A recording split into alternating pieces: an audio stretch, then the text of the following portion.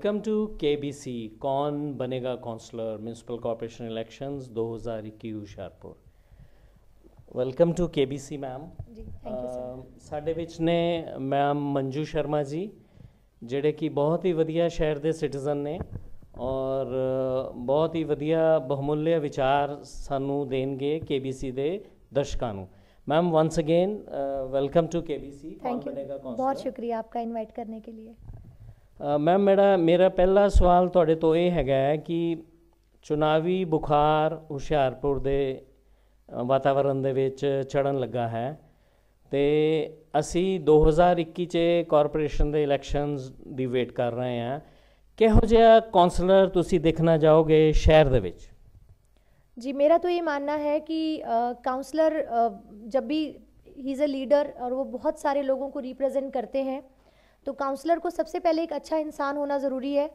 And एक अच्छा इंसान वो होता है जो हमेशा परमात्मा के करीब होता है। तो ही हैज़ टू सी कि उसके वार्ड के लोग they should be happy enough, और हैप्पी तब जब उनको जस्टिस रहेगा, फेयर डीलिंग रहेगी। एंड साथ ही साथ ज़रूरत इस बात की भी है कि नो डाउट डेवलपमेंट होना बहुत ज़रूरी है। अब कहीं ना कहीं हमें सीवरेज से लेके पानी तक हर चीज़ की प्रॉब्लम है, सड़कों की भी इश्यूज़ हैं। तो वो तो खैर जब एक अच्छा काउंसलर ईमानदारी से काम करेगा तो डेवलपमेंट की होप हर कोई करता है। अब कुछ वार्ड्स में एक्सेप्शनल काम हो रहे हैं, कुछ कॉलोनीज़ मैंने देखी है जो ISO सर्टिफाइड है। तो ऐसा तो है नहीं कि कोई लोग अपने घर से पैसा लेके आ रहे हैं और कॉलोनी को अच्छा कर रहे हैं। तो कहीं ना कहीं सरकारी ग्रांट और काउंसलर्स की सपोर्ट ही है। So councillor has to be proactive. It's not कि मैं जीत गया, अब मेरा काम हो गया, मैं घर बैठूंगा, अब मैं लोगों के बीच में नहीं जाऊंगा। तो मैं होप कर रही हूँ एक ऐसे काउंसलर की जो प्रोएक्टिव हो और जो एक बहुत अच्छा इंसान हो, जो अपने बारे में ही नहीं अपने आसपास के हर इंसान और जो आसपास जीव जंतु है सबके बारे में सोचे। क्योंकि कहीं ना कहीं मेरी एक पहचान है एनिमल लवर्स के तौर पर, मुझे पशुओं से बहुत प्रेम है, और क्योंकि हमारे आसपास डोमेस्टिक एनिमल्स ज़्यादा हमें दिखाई देते हैं तो मैं उनके लिए काम कर रही हूँ। So yes, I am looking for a person who is good from heart. Generally madam ਇਹ ਦੇਖਿਆ ਗਿਆ ਹੈ ਕਿ ਕਾਰਪੋਰੇਸ਼ਨ ਦੇ ਇਲੈਕਸ਼ਨਸ ਜਿੱਤਣ ਤੋਂ ਬਾਅਦ ਜਿਹੜੇ ਕਾਉਂਸਲਰਸ ਨੇ ਉਹ ਆਪਣੇ ਰਾਜਨੀਤਿਕ ਭਵਿੱਖ ਲਈ ਜ਼ਿਆਦਾ ਚਿੰਤਿਤ ਹੁੰਦੇ ਹੈ ਔਰ ਵਾਰਡ ਵੱਲ ਬਹੁਤ ਘੱਟ ਧਿਆਨ ਦਿੰਦੇ ਹੈ। ਮੈਂ ਸਪੈਸੀਫਿਕਲੀ ਚਾਹਾਂਗਾ ਕਿ ਤੁਸੀਂ ਆਉਣ ਵਾਲੇ ਕਾਉਂਸਲਰਸ ਦੀ ਪੀੜ੍ਹੀ ਨੂੰ ਇੱਕ ਬੜਾ ਸੁੰਦਰ ਮੈਸੇਜ ਦਿਓ ਤਾਂ ਕਿ ਉਹ ਮੋਟੀਵੇਟ ਹੋ ਸਕਣ ਤੁਹਾਡੇ ਮੈਸੇਜ ਤੋਂ ਬਾਅਦ। जी मैं सभी को शुभकामनाएं दूंगी कि सब अपना इस वक्त मेहनत और ज़ोर लगा रहे हैं जीतने के लिए। लेकिन जो भी जीते वो इस चीज़ का खास ख्याल रखे कि राजनीतिक करियर तभी चमकेगा जब आप काम अच्छा करोगे। आप नहीं, आपका काम बोलता है। अगर आप चैरिटी बिगिंस फ्रॉम होम, अगर आप अपने घर से शुरुआत करेंगे, यानी कि अपने वार्ड से शुरुआत करेंगे, आपके वार्ड के लोग खुश हैं तो कल को आप MLA MP मिनिस्टर तक बड़े आराम से चले जाएंगे। आपको शोर मचा के अपना काम दिखाने की ज़रूरत नहीं है, ना ही एड्स करने की ज़रूरत है। देखो जी मैंने इतना डेवलपमेंट किया, क्योंकि डेवलपमेंट दिखाई देता है। जब आप गलियों से निकलते हैं, कॉलोनी से निकलते हैं तो आपको दिखाई देता है। तो मेरी सभी जो काउंसलर्स के लिए अभी they are expecting that they will win, मेरी उनसे यही गुजारिश है, आप काम अच्छा करें, ईमानदारी से करें, तो आपको एक स्टेप आगे और 4 स्टेप आगे जाने से तो कोई रोक ही नहीं सकता। So it's very easy path. Madam ਇਹਦੇ ਵਿੱਚੋਂ ਇੱਕ ਬਹੁਤ ਵਧੀਆ ਸਵਾਲ ਨਿਕਲ ਕੇ ਆਉਂਦਾ ਹੈ ਕਿ ਇਹੋ ਜਿਹੇ ਕਾਉਂਸਲਰਸ ਬਣਨ ਦੇ ਲਈ ਇੱਕ ਮਾਈਂਡ ਸੈਟ ਔਰ ਕੁਆਲੀਫਿਕੇਸ਼ਨ ਦੀ ਜ਼ਰੂਰਤ ਹੈ। ਕਿਆ ਸਾਡੀ ਪੋਲੀਟੀਕਲ ਪਾਰਟੀਆਂ ਨੂੰ ਬਹੁਤ ਅੱਛੇ ਕਾਉਂਸਲਰਸ ਬਣਾਉਣ ਦੇ ਲਈ ਇੱਕ ਮਿਨੀਮਮ ਕੁਆਲੀਫਿकेशन प्रोग्राम ਨੂੰ फॉलो करना चाहिए है? ये थोड़ा सा मैं आंसर दूंगी डिफरेंट।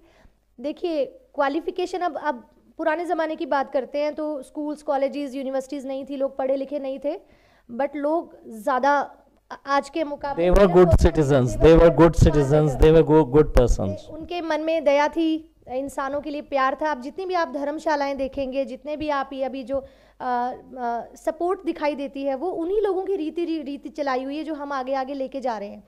सो हाँ, पढ़ा लिखा होना तो नो डाउट ज़रूरी है, क्योंकि अगर आप एजुकेटेड नहीं है तो आप सरकार की जो स्कीम्स आ रही हैं, जो नए नए वो लोग चीज़ें लॉन्च करते हैं, उसको कैसे फॉलो करेंगे। तो no doubt yes, minimum qualification has to be there, but before that a person should be good from heart, as I said earlier, कि अगर आपकी नीयत नेक है और आपका इरादा नेक है तो मैंने बहुत लोग देखे हैं। अब फॉर एग्जांपल एक मैं थोड़ा डिफरेंट दूंगी इस काउंसलिंग से अलग, कि धीरू भाई अंबानी 10वीं शायद पास थे, या मेरे ख्याल से उन्होंने क्लियर भी नहीं की थी। बिल गेट्स की बात करें, बहुत बड़े बड़े ऐसे ऐसे टाइकून्स हुए हैं, वेदर इन बिजनेस और in different areas, they couldn't complete their school or college but they did wonders.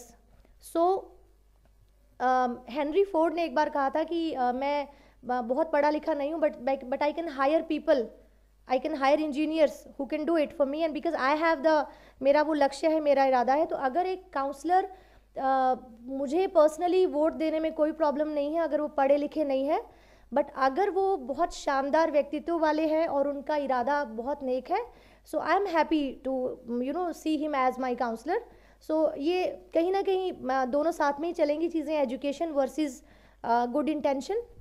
Madam ने बहुत अच्छा मैसेज दिता पॉलिटिकल लीडर्स ਨੂੰ ਕਿ ਟਿਕਟ ਦਿੰਦੇ ਵੇਲੇ ਉਹ ਬਹੁਤ ਬਰੀਕੀ ਦੇ ਨਾਲ ਦੇਖਣ ਕਿ ਕਾਉਂਸਲਰ ਕੁਆਲੀਫਾਈਡ ਹੈ ਔਰ ਕਾਉਂਸਲਰ ਦੇ ਮਨ ਦੇ ਵਿੱਚ ਲੋਕਾਂ ਦੀ ਸੇਵਾ ਕਰਨ ਦੀ ਭਾਵਨਾ ਹੈ।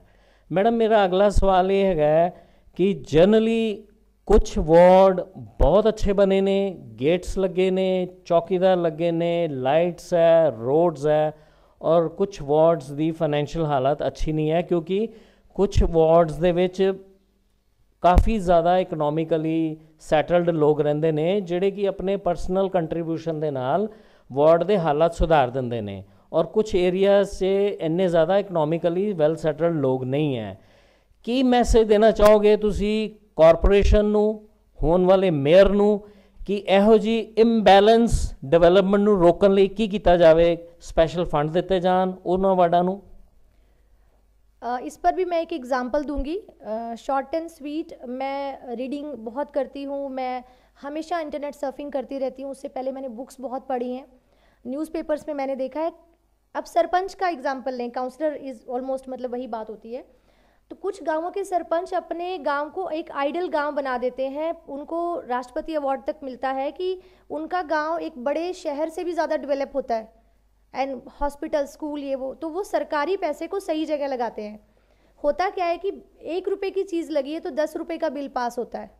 तो कहीं ना कहीं कॉरपोरेशन में अगर कुछ ईमानदार अधिकारी हैं तो वो तो रोकेंगे उसको, लेकिन अगर पूरा सिस्टम ही करप्टेड है तो वो चीज़ें चलती रहेंगी। मैडम जनरली ਜਿਹੜਾ ਵਿਲੇਜ ਦਾ ਸਾਈਜ਼ ਵਰਸਸ ਕਾਰਪੋਰੇਸ਼ਨ ਦੇ ਸਾਈਜ਼ ਦੇ ਵਿੱਚ ਬਹੁਤ ਜ਼ਿਆਦਾ ਫਰਕ ਹੈ, ਔਰ ਉੱਥੇ ਲਿਮਿਟਿਡ ਆਬਾਦੀ ਹੈ ਜਿਹੜੇ ਇੱਕ ਦੂਜੇ ਨੂੰ ਬਾਈ ਫੇਸ ਬਹੁਤ ਚੰਗੀ ਤਰ੍ਹਾਂ ਜਾਣਦੇ ਨੇ, ਤੇ ਡਰ ਦੇ ਮਾਰੇ ਵੀ ਕਈ ਵਾਰ ਜਿਹੜੇ ਪੰਚਾਇਤ ਔਰ ਪੰਚਾਇਤ ਦੇ ਮੈਂਬਰਸ ਨੇ ਉਹ ਪੂਰੇ ਪੈਸੇ ਦਾ ਉਪਯੋਗ ਕਰਦੇ ਨੇ। ਬਟ ਜਿਹੜੀ ਕਾਰਪੋਰੇਸ਼ਨ ਹੈ, ਬੀਇੰਗ ਲਾਰਜ, ਬੀਇੰਗ ਹਿਊਜ ਇਨ ਦ ਸਿਟੀਜ਼, ਇਹਦੇ ਵਿੱਚ ਇਹੋ ਜਿਹੇ ਉਪਰਾਲੇ क्या किए जा सकते हैं? बिल्कुल 100% किए जा सकते हैं। आज के टाइम में डर तो किसी को नहीं है जी, किसी का डर होता ना तो बात ही क्या थी, डर वाली बात तो नहीं है। अब 2 एग्जांपल मैं देती हूँ, कॉरपोरेशन के ही देती हूँ। एक है मुंबई की कॉरपोरेशन, जिसका जो सालाना बजट है, if I am right, please data check कर लीजिएगा, 4000 करोड़ से ज़्यादा का उनको सालाना बजट है मुंबई की टेक केयर के लिए। अब उसकी भी सेगमेंटेशन है। ऐसे अगर हम होशियारपुर की बात करें तो एरिया बहुत बड़ा है, लेकिन वार्ड्स इसलिए बने हैं ना कि वो सेगमेंट हो गया, तो हर काउंसलर उसको जो ग्रांट आ रही है उस पैसे को सही लगाएगा, that will not be a problem. अब जब मैंने मुंबई की बात छेड़ी तो हमें हर साल जब बारिश होती है तो पूरा मुंबई डूब जाता है। लेकिन अगर मैं आपको एग्जांपल दूँ इंदौर नगर निगम की, इंदौर नगर निगम did wonders in the same budget, even half of it, और बहुत कम मिल रहा होगा उनको। आप यूट्यूब करेंगे, आप गूगल करेंगे, आपको इंदौर नगर निगम के ऐसे एग्जाम्पल्स दिखाई देंगे कि इंडिया का सबसे नंबर 1 सिटी है Indore when it comes to cleanliness. People are very kind, और आप हैरान हो जाएंगे, आपने कभी नहीं सुना होगा इंदौर नगर निगम ने स्ट्रे डॉग्स के लिए पिलो बनाए हैं, बोरी के अंदर कॉटन पूरा वो भरा हुआ, और उस पर उनके डिफरेंट नाम लिखे हैं, और हर घर को एक वो दे दिया है कि रात को जब ठंड पड़ेगी या जब भी सर्दी है तो आप ये बिछौना अपने घर के आगे बिछा दो, एक स्ट्रे डॉग बैठेगा।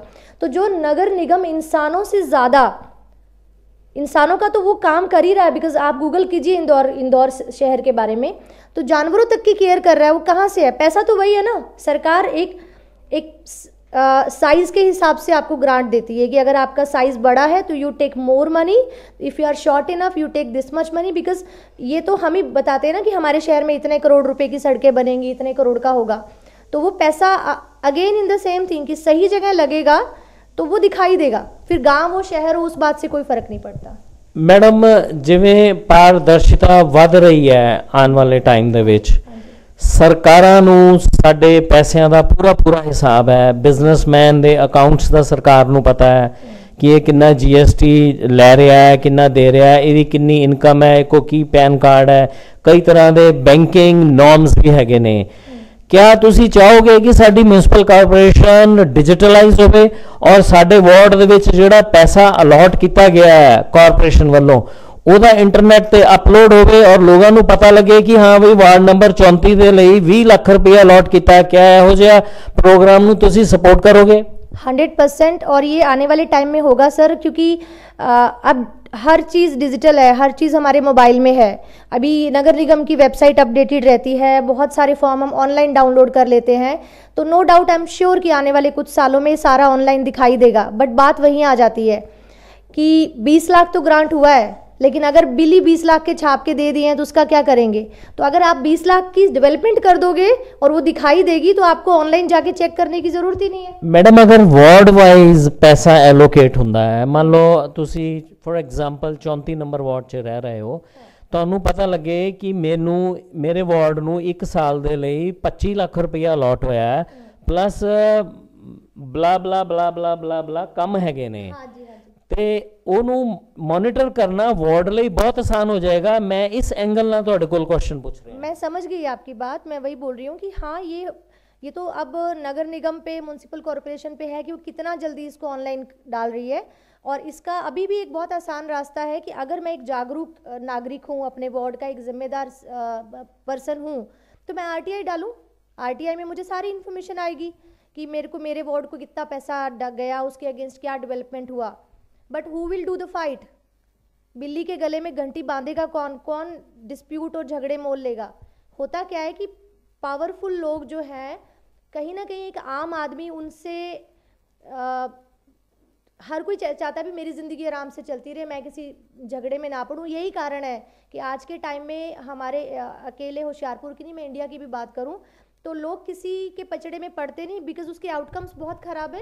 तो हर कोई कहता है कि ठीक है जाने दो, मुझे क्या फ़र्क पड़ता है। लेकिन अगर आप एक्चुअल में जागरूक होंगे तो बहुत सारे रास्ते हैं जिससे आप पूरा लेखा जोखा निकाल सकते हो।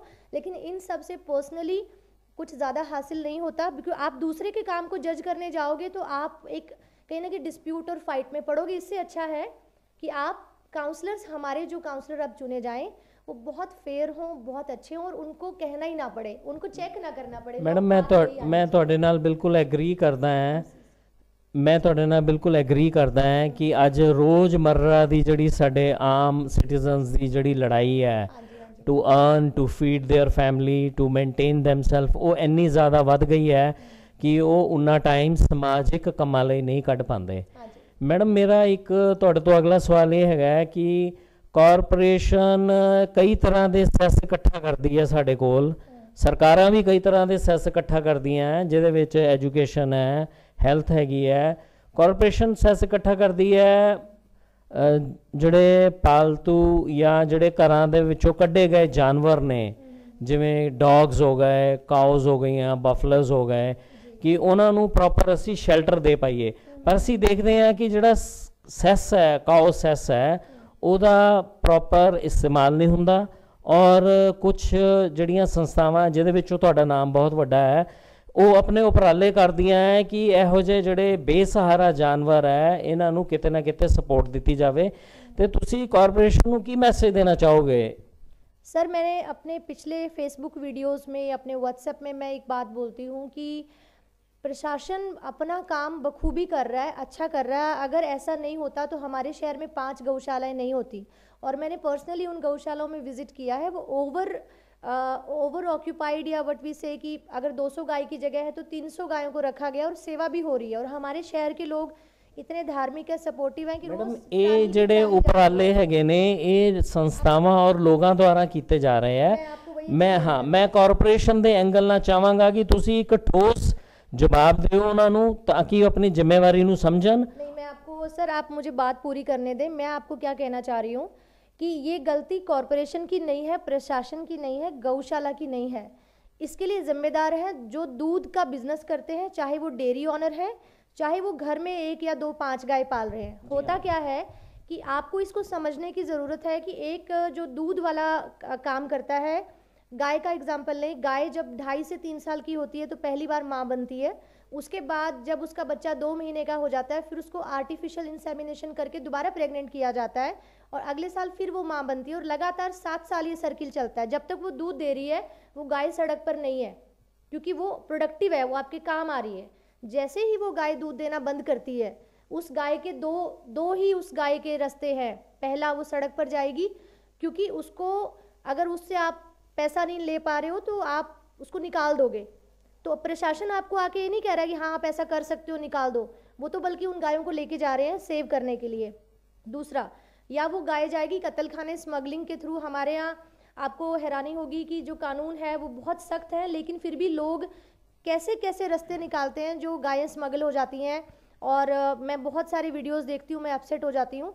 तो प्रशासन जहाँ तक कोशिश करता है वो गायों को शेल्टर देता है, बट हर साल इतने बछड़े, अब बछड़ी हुई है उसको तो वो रख लेगा कि 3 साल बाद मैं इसको अपने बिजनेस में डाल लूँगा, बट अगर बछड़ा हुआ है तो वो या तो उसको आप हैरान होंगे उनको बछड़ों को, और इवन जो भैंस का बच्चा है, कट्टा बोलते हैं पंजाबी में, उसको नीम के पत्ते, डेक के पत्ते खिला देते हैं कि वो मर जाए, 1 दिन के अंदर डेथ हो जाती है। ज़्यादा पानी पिला देते हैं। ये कौन कर रहा है? प्रशासन कर रहा है? कॉरपोरेशन कर रही है? नहीं, ये वो लोग कर रहे हैं जो दूध का बिजनेस करते हैं। अब वो बछड़ा मर गया है और अगर किसी के मन में थोड़ी दया है कि यार मैं नहीं, गौ हत्या नहीं करूँगा या मैं जीव हत्या नहीं करूँगा, उसको वो रोड पे निकाल देगा। मैंने खुद पिछले कुछ महीनों में पता नहीं कितने बछड़े मैंने गौशाला छुड़वाए हैं और उन्होंने हैप्पीली उनको अडॉप्ट करा है। तो सर, हर चीज़ का ठीकरा सरकार पे फोड़ना ठीक नहीं है, मैं ये मानती हूँ। अगर हम सारे एक अच्छे सिटीजन की तरह, नागरिक की तरह सोचेंगे ना, तो आपको ये सब चीज़ों की ज़रूरत ही नहीं है। मैडम मैं ਤੁਹਾਡੇ ਨਾਲ सॉरी, मैं एक पॉइंट और ऐड करूँगी। अब मैं इसमें एक और ऐड ऑन करूँगी, डंप्स पे, जितनी भी गाय डंप्स पे हैं, मैं चाह रही हूँ अगर आप मेरा ये वीडियो सुन रहे हैं, मेरी सबसे रिक्वेस्ट है कि आपके घरों में जो प्लास्टिक आ रहा है, जो पॉलीथीन, आप सब्जी खरीदते हैं, फ्रूट खरीदते हैं, किराना ले रहे हैं, चिप्स, बिस्किट, हर चीज़ प्लास्टिक पैक है। आप आज आपके घर में प्लास्टिक आया, उसको आज ही डंप करने की कोशिश मत करो, उसको स्टोर कर लो बोरों में, लिफाफों में, और उसको रिसाइकलिंग में सूखा दे दो। आपको हर डंप पे कुछ लोग मिलेंगे जो पॉलीथीन इकट्ठे कर रहे हैं और वो गंदे पॉलीथीन इकट्ठे कर रहे हैं। अगर आप वही साफ इकट्ठे करेंगे, दे देंगे, तो आधी समस्या प्रशासन की हम ही लोग हल कर देंगे। और घर में जो सब्जियों के छिलके हैं, मटर, साग, कितना कुछ हम हरी सब्जियां बनाते हैं, वो अगर हम सेगमेंट वाइज अपने घर से, हमारे पिताजी, हमारे भाई, हमारे बेटे बाहर जो काम पे जाते हैं, उनको दे दो कि ये जाते हुए गाय को खिला देना। गाय और खच्चर, बूढ़े बैल आपको हर जगह मिलेंगे, उनको खिला दो, क्या समस्या है?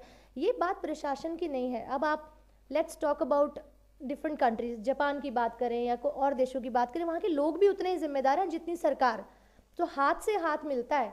हम बोलेंगे हाँ जी ये भी सरकार कर दे, वो भी सरकार कर दे, सो आई एम वेरी सॉरी। जो इवन जो एमसीज हैं वो भी हमारे घरों से आ रहे हैं, सरकारी कर्मचारी हमारे घरों से आ रहे हैं, करप्शन हमारे घरों से आ रहा है, ये जितना भी डंप्स पे गंदगी है हमारे घरों से आ रहा है। तो every house is responsible and if they do their job properly, तो इतना डिस्कशन की ज़रूरत ही नहीं पड़ेगी। So that's what I wanted to से।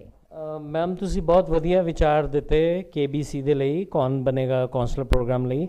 ਬਟ ਮੈਂ ਇੱਕ ਤੁਹਾਡੀ ਗੱਲਾਂ ਦੇ ਵਿੱਚੋਂ ਗੱਲ ਨੂੰ ਸਮਝ ਰਿਹਾ ਹਾਂ ਕਿ ਜਿਹੜੇ ਲੋਕ ਨੇ, ਕਾਫੀ ਲੋਕ ਆਪਣੇ ਲੈਵਲ ਤੇ ਐਫਰਟਸ ਕਰ ਰਹੇ ਨੇ ਕਿ ਜਿਹੜੀਆਂ ਆਪਾਂ ਆਵਾਰਾ ਪਸ਼ੂਆਂ ਨੂੰ ਬਚਾਈਏ, ਗੰਦ ਦਾ ਜਿਹੜਾ ਢੇਰ ਹੈ ਉਹਨੂੰ ਘੱਟ ਤੋਂ ਘੱਟ ਕਰੀਏ, अपने कूड़े नूं प्रॉपर प्लास्टिक के लिफाफे दे विच सिटीए।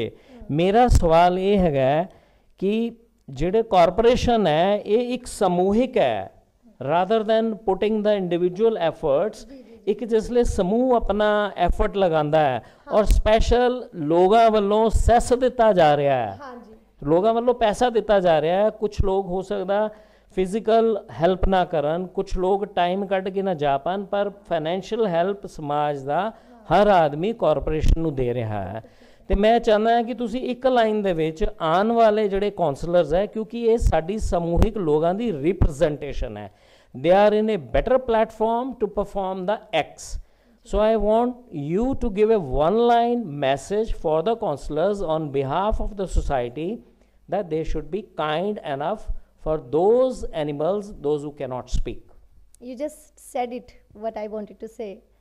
Every counselor, MC, हमारे लीडर्स, क्योंकि वो हमारी सोसाइटी का फेस है. Yes. अगर वो फेस एक आईना होता है ना, आप अपना मुंह देख सकते हो, तो ये लोग हमारा आईना ही है कि आपका लीडर आपका समाज का बता देगा कि लीडर कैसा है तो समाज कैसा होगा. गुरु नानक बाबा जी ने बड़ी अच्छी बात करी थी. जब कुछ बुरे लोग थे उनको बोला उजड़ जाओ, सॉरी बसते रहो, और जो अच्छे लोग थे उनको बोला उजड़ जाओ. क्यों? अच्छे लोग जब सोसाइटी में स्प्रेड होंगे तो काइंडनेस, अच्छाई और ईमानदारी बढ़ेगी. तो वही चीज़ है कि every councillor has to be kind enough to see pain, who can read or who can see pain in the eyes, whether it's a human being or it's a animal. तो वो सॉर्ट होगा. और जी madam ਨੇ ਬਹੁਤ ਵਧੀਆ ਸਾਨੂੰ message ਦਿੱਤਾ ਕਿ ਕਾਉਂਸਲਰ ਦੇ ਨਾਲ ਨਾਲ ਇੱਕ ਕਾਉਂਸਲਰ ਨੂੰ ਕਾਈਂਡ ਹਾਰਟਡ ਹੋਣਾ ਬਹੁਤ ਜ਼ਰੂਰੀ ਹੈ, ਤਾਂ ਕਿ ਸਮਾਜ ਦੀਆਂ ਕੁਝ ਇਹੋ ਜਿਹੀਆਂ ਸਮੱਸਿਆ ਹੈਗੀਆਂ ਜਿਹੜੀਆਂ ਕਿ ਐਜ਼ ਅ ਲੀਡਰ ਉਹ ਸੋਲਵ ਕਰ ਸਕਦੇ ਨੇ. Ma'am, thank you very much for coming to KBC and for giving your very valuable views. Thank you so much and I am thankful आपने मुझे इनवाइट करा. मेरी कोशिश है मैं मैक्सिमम प्लेटफॉर्म्स पे पहुंचूं और आप सभी से बात कर पाऊं कि एक अच्छे इंसान होने के नाते हमारे क्या फ़र्ज़ हैं और हम उनको भूलते जा रहे हैं, तो हमें वो देखना होगा.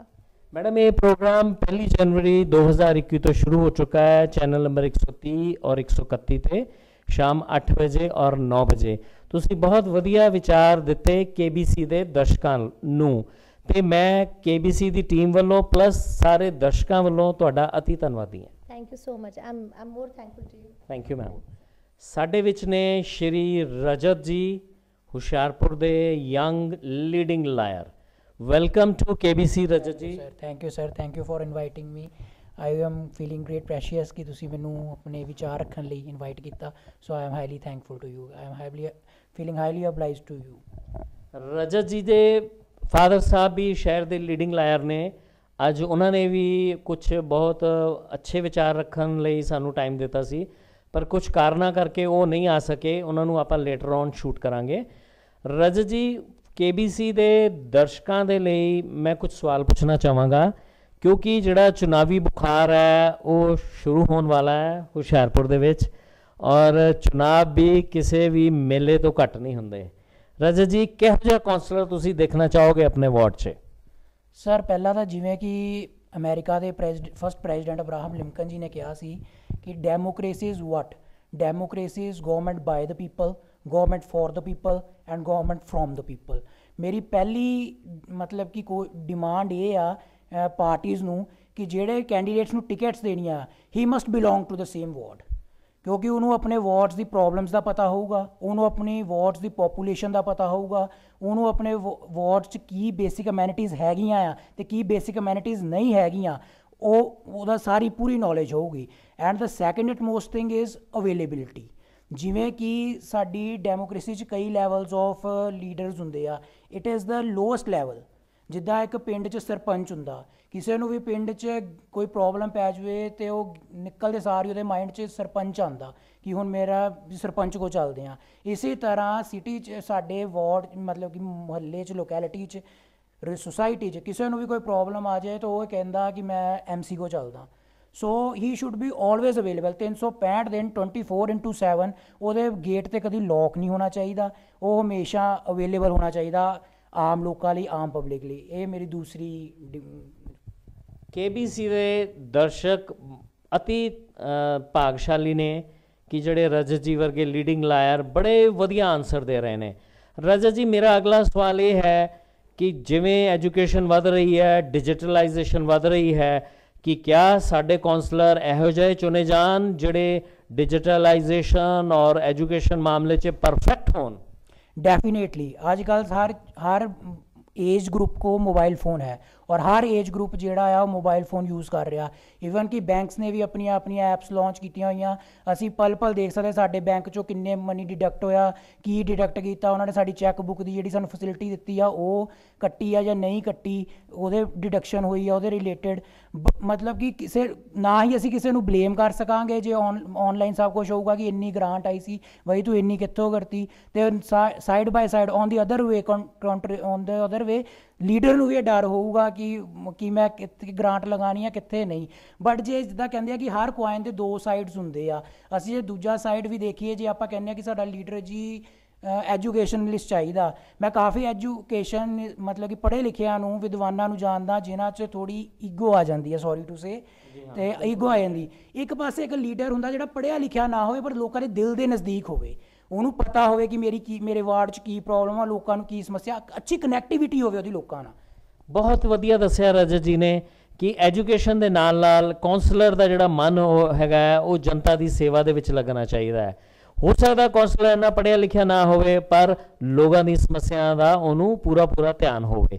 ਰਜਤ ਜੀ, ਮੇਰਾ ਅਗਲਾ ਸਵਾਲ ਇਹ ਹੈਗਾ ਕਿ ਕਿਆ 50 ਕਾਰਪੋਰੇਸ਼ਨ ਦੇ ਜਿਹੜੇ ਸਾਡੇ ਵਾਰਡ ਨੇ, ਕੱਲੇ ਵਾਰਡ ਦਾ ਇੱਕ ਪੋਰਟਫੋਲੀਓ ਬਣੇ ਔਰ ਉਹਨੂੰ ਜਿੰਨਾ ਪੈਸਾ ਆਇਆ ਹੈ ਉਸ ਵਾਰਡ ਦੇ ਇੰਟਰਨੈਟ ਪ੍ਰੋਗਰਾਮ ਦੇ ਉੱਤੇ ਚੜ੍ਹਿਆ ਜਾਵੇ ਤਾਂ ਕਿ ਕੱਲਾ ਬੰਦਾ ਵਾਰਡ ਦਾ ਜਾਣ ਸਕੇ ਕਿ ਸਾਡੇ ਵਾਰਡ ਲਈ ਇੰਨਾ ਪੈਸਾ ਆਇਆ ਹੈ। ਕਿਆ ਤੁਸੀਂ ਸਪੋਰਟ ਕਰਦੇ ਹੋ?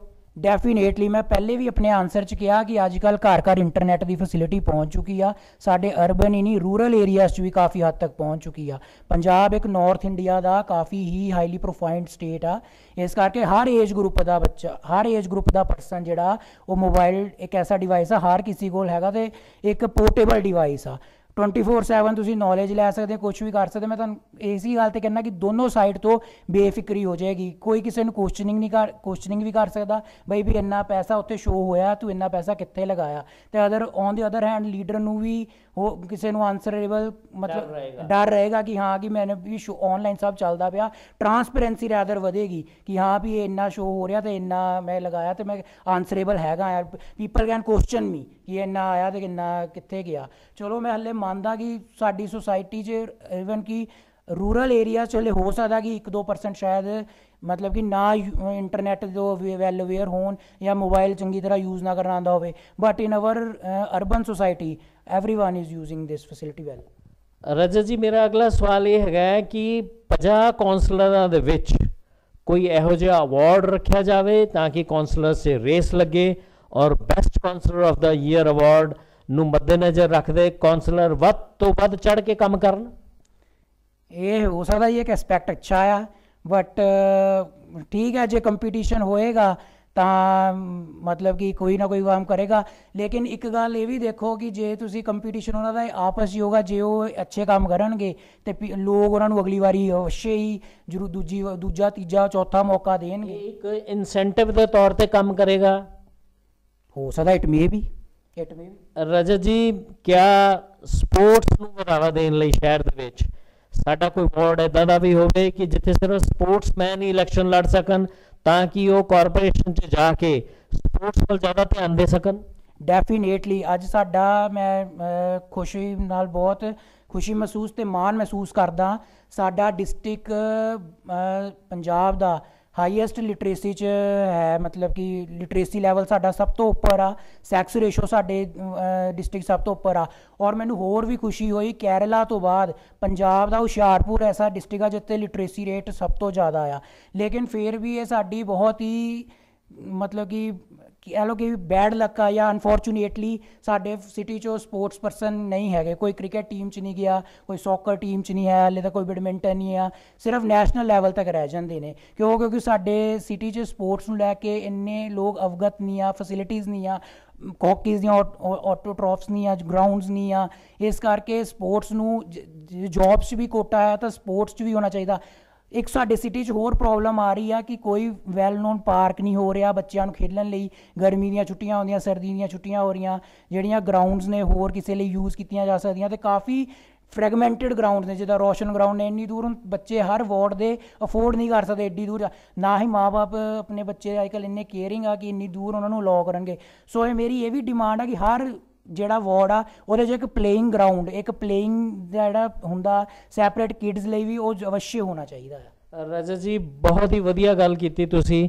ਮੈਂ ਵੀ ਤੁਹਾਡੇ ਨਾਲ ਪਰਸਨਲੀ ਐਗਰੀ ਕਰਦਾ ਹਾਂ ਕਿ ਸ਼ਹਿਰ ਦੇ ਵਿੱਚ ਬਹੁਤ ਅੱਛੇ ਪਾਰਕ ਹੋਣੇ ਚਾਹੀਦੇ ਆ, ਪਰ ਸਮੱਸਿਆ ਇਹੀ ਆਉਂਦੀ ਹੈ ਕਿ ਕੌਂਸਲਰ ਕਹਿੰਦਾ ਹੈ ਕਿ ਕਾਰਪੋਰੇਸ਼ਨ ਕੋਲ ਫੰਡ ਨਹੀਂ ਹੈ। ਆਪਾਂ ਰਜਤ ਜੀ ਇਸ ਪ੍ਰੋਗਰਾਮ ਨੂੰ ਥੋੜਾ ਜਿਹਾ ਹੋਰ ਅੱਗੇ ਵਧਾਉਂਦੇ ਹਾਂ, ਤੁਹਾਡੇ ਕੋਲ ਇੱਕ ਦੋ ਸਵਾਲ ਹੋਰ ਪੁੱਛਣੇ ਚਾਹਾਂਗੇ ਕਿ ਕਿਆ ਆਉਣ ਵਾਲੇ ਟਾਈਮ ਦੇ ਵਿੱਚ ਜਿੱਦਾਂ ਕਿ ਨੈਸ਼ਨਲ ਲੈਵਲ ਤੇ ਨੈਸ਼ਨਲ ਚੈਨਲਸ ਤੇ ਪਾਰਟੀ MLA MPਆਂ ਦੀ ਕਾਰਗੁਜ਼ਾਰੀਆਂ ਦੀ ਡਿਬੇਟ ਹੁੰਦੀ ਹੈ, ਕੱਲੇ ਕੱਲੇ ਬੰਦੇ ਦੇ ਚੰਗੇ ਔਰ ਮਾੜੇ ਕੰਮਾਂ ਦਾ ਐਨਾਲਿਸਿਸ ਹੁੰਦਾ ਹੈ, ਕਿਆ ਆਉਣ ਵਾਲਾ ਟਾਈਮ ਇਹ ਸਾਨੂੰ ਕਹਿ ਰਿਹਾ ਹੈ ਕਿ ਕਾਰਪੋਰੇਸ਼ਨ ਦੇ ਕਾਉਂਸਲਰਸ ਦੀ ਵੀ ਇੱਦਾਂ ਦੀ ਅਸੈਸਮੈਂਟ ਕੀਤੀ ਜਾਵੇ? ਡੈਫੀਨੇਟਲੀ ਇੱਦਾਂ ਹੋਣਾ ਚਾਹੀਦਾ। ਜਿੱਦਾਂ ਤੁਸੀਂ ਪਹਿਲਾਂ ਵੀ ਕਿਹਾ ਕਿ it may be prove as incentive. ਇਹ ਇੱਕ ਹੋ ਸਕਦਾ ਕਿ ਲੀਡਰ ਨੂੰ ਮਹਿਸੂਸ ਹੋਊਗਾ ਕਿ ਹਾਂ ਵੀ ਇਹ 15 ਦਿਨ ਬਾਅਦ ਇਹ ਸਭਾ ਲੱਗਣੀ ਆ, 15 ਦਿਨ ਬਾਅਦ ਮੈਂ ਉਸ ਲੋਕੈਲਿਟੀ 'ਚ ਜਾਣਾ, ਆਈ ਐਮ ਆਨਸਰੇਬਲ, ਮੈਨੂੰ ਲੋਕਾਂ ਨੇ ਕੁਐਸਚਨ ਪੁੱਛਣਾ।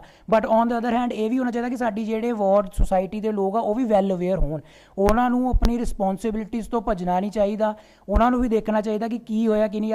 ਅੱਜ ਸਾਡੀ ਆਮ ਥਿੰਕਿੰਗ ਕੀ ਆ ਕਿ ਯਾਰ ਆਪਣੇ ਨਾਲ ਕੰਮ ਰੱਖੋ, ਕਿਸੇ ਨਾਲ ਨਹੀਂ। ਬਟ ਸਾਨੂੰ ਵੀ ਥੋੜ੍ਹਾ ਟਾਈਮ ਜਿਹੜਾ ਆਪਣਾ ਸੁਸਾਇਟੀ ਨੂੰ ਦੇਣਾ ਚਾਹੀਦਾ ਤਾਂ ਕਿ ਸਾਨੂੰ ਪਤਾ ਲੱਗ ਸਕੇ ਸਾਡੇ ਵਾਰਡ 'ਚ ਕੀ ਹੋ ਰਿਹਾ, ਕੀ ਨਹੀਂ ਹੋ ਰਿਹਾ, ਕਿੰਨਾ ਪੈਸਾ ਆ ਰਿਹਾ, ਕੀ ਹੋ ਰਿਹਾ। ਵੈਲ ਜੇ ਅਸੀਂ ਆਪਣੇ ਰਾਈਟਸ, ਆਪਣੀ ਡਿਊਟੀਜ਼ ਲਈ ਵੈਲ ਅਵੇਅਰ ਹੋਵਾਂਗੇ ਤਾਂ ਹੀ ਅਸੀਂ ਆਪਣੇ ਕਾਉਂਸਲਰ ਨੂੰ ਕੁਐਸਚਨਿੰਗ ਕਰ ਪਾਵਾਂਗੇ, ਜਾਂ ਨਹੀਂ ਤਾਂ ਨਹੀਂ ਕਰ ਪਾਵਾਂਗੇ। And rights and duties are the to sides of same coin. Rajat ਜੀ ਨੇ ਬਹੁਤ ਹੀ ਬਹੁਮੁੱਲੇ ਵਿਚਾਰ ਦਿੱਤੇ KBC ਦੇ ਦਰਸ਼ਕਾਂ ਲਈ। ਸਾਡਾ ਪ੍ਰੋਗਰਾਮ ਚਲਾਉਣ ਦਾ ਮਕਸਦ ਇਹੀ ਹੈ ਕਿ ਸਾਡੇ ਸ਼ਹਿਰ ਦੇ ਲੋਕ ਜ਼ਿਆਦਾ ਤੋਂ ਜ਼ਿਆਦਾ ਕੌਂਸਲਰਸ ਦੀ ਜਿਹੜੀਆਂ ਕਾਰਗੁਜ਼ਾਰੀਆਂ ਹੈ ਉਹਦੇ ਬਾਰੇ 'ਚ ਜਾਣ ਸਕਣ ਔਰ ਨਿਡਰ ਹੋ ਕੇ ਉਹਨਾਂ ਕੋਲ ਸਵਾਲ ਪੁੱਛ ਸਕਣ। Rajat ji, thank you very much for coming to KBC ਦੇ ਦਰਸ਼ਕਾਂ ਵੱਲੋਂ ਔਰ KBC ਦੀ ਟੀਮ ਵੱਲੋਂ ਤੁਹਾਡਾ ਬਹੁਤ ਬਹੁਤ ਧੰਨਵਾਦ। Thanks a lot sir, thanks a lot. और मैं जनता ਨੂੰ रिक्वेस्ट करूँगा कि इलैक्शन 'ਚ सोच समझ के बिना किसी पोलीटिकल व्यूज़ ਦੇ ਥੱਲੇ ਆ ਕੇ, ਕਿਉਂਕਿ ਇਹ ਇਲੈਕਸ਼ਨ ਜਿਹੜਾ ਆ ਇਹ ਸਾਨੂੰ ਪੋਲੀਟੀਕਲ ਪਾਰਟੀ ਨੂੰ ਦੇਖ ਕੇ ਨਹੀਂ ਕਰਨਾ ਚਾਹੀਦਾ। ਇਨ ਪਰਸਨ ਇਹ ਸਾਡੇ ਜਿਹੜਾ ਉਮੀਦਵਾਰ ਆ ਉਹਦੀ ਨੇਚਰ ਕਿੱਦਾਂ ਦੀ ਆ, ਉਹਦਾ ਬਿਹੇਵੀਅਰ ਕਿੱਦਾਂ ਦਾ ਆ, ਉਹਨੂੰ ਕਰਨਾ ਚਾਹੀਦਾ। ਤੇ on the same way councillor ਨੂੰ ਵੀ ਕਰੂੰਗਾ ਕਿ ਜਦੋਂ ਜਿੱਤ ਜਾਏ ਤਾਂ ਉਹਨੂੰ ਇਹ ਨਹੀਂ ਦੇਖਣਾ ਚਾਹੀਦਾ ਕਿ ਇਹ ਮੇਰੀ ਪਾਰਟੀ ਦਾ ਸਪੋਰਟਰ ਸੀ ਜਾਂ ਮੇਰੇ ਕੰਟਰੇਰੀ ਪਾਰਟੀ ਦਾ ਸਪੋਰਟਰ ਸੀ, ਉਹਨੂੰ ਜਨਹਿਤ ਦੇ ਲਈ ਕੰਮ ਕਰਨਾ ਚਾਹੀਦਾ। ਰਜਤ ਜੀ, once again thank you very much for KBC। ਸਾਡੇ ਵਿੱਚ ਨੇ ਸ਼੍ਰੀ ਨਿਖਿਲ ਜੀ, ਜਿਹੜੇ ਕਿ ਬਹੁਤ ਹੀ ਵਧੀਆ ਵੋਟਰ ਨੇ, ਬਹੁਤ ਹੀ ਵਧੀਆ ਸਿਟੀਜ਼ਨ ਨੇ ਔਰ ਐਜ਼ ਏ ਮੈਨ ਬਹੁਤ ਵਧੀਆ ਨੇ। ਨਿਖਿਲ ਜੀ, ਵੈਲਕਮ ਟੂ KBC। ਕੌਣ ਬਣੇਗਾ ਕੌਂਸਲ? ਥੈਂਕ ਯੂ ਤੁਹਾਡਾ ਮੈਨੂੰ ਇੱਥੇ ਬੁਲਾਉਣ ਲਈ ਅਜੇ ਸਰ, ਤੁਹਾਡੀ ਟੀਮ ਦਾ ਥੈਂਕ ਯੂ ਐਂਡ ਤੁਹਾਡੇ ਦਰਸ਼ਕਾਂ ਦਾ thank you so much sir.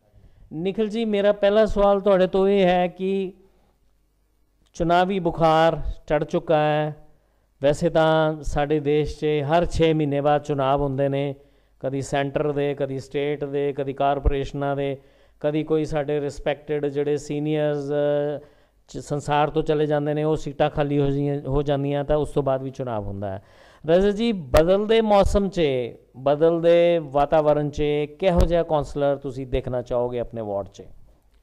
ਸਭ ਤੋਂ ਪਹਿਲੇ ਤਾਂ ਕੌਂਸਲਰ ਜਿਹੜਾ ਹੋਣਾ ਚਾਹੀਦਾ ਉਹ ਫੇਅਰ ਐਟੀਟਿਊਡ ਦਾ ਹੋਣਾ ਚਾਹੀਦਾ, ਜਿਹੜਾ ਕਿ ਅਨਬਾਇਸਡ ਹੋਵੇ। ਅਨਬਾਇਸਡ ਮਤਲਬ ਪਾਰਟੀਬਾਜ਼ੀ ਤੋਂ ਉੱਪਰ ਉੱਠ ਕੇ ਸਾਰਿਆਂ ਦੇ ਇੱਦਾਂ ਨਾ ਸੋਚੇ ਕਿ ਇਸ ਘਰ ਨੇ ਵੋਟ ਨਹੀਂ ਦਿੱਤੀ ਜਾਂ ਇਸ ਗਲੀ ਨੇ ਵੋਟ ਨਹੀਂ ਦਿੱਤੀ, ਇਹਦਾ ਕੰਮ ਨਹੀਂ ਕਰਨਾ। ਸਾਰਿਆਂ ਦੇ ਲਈ ਬਰਾਬਰ ਹੋਵੇ, ਵੈਲ ਐਜੂਕੇਟਡ ਹੋਵੇ ਔਰ ਸਭ ਤੋਂ ਅੱਛਾ ਉਹਦਾ ਵੈਲ ਬਿਹੇਵੀਅਰਡ ਹੋਵੇ, ਸੋਸ਼ਲ ਹੋਵੇ, ਵੈਲ ਬਿਹੇਵੀਅਰਡ ਹੋਵੇ।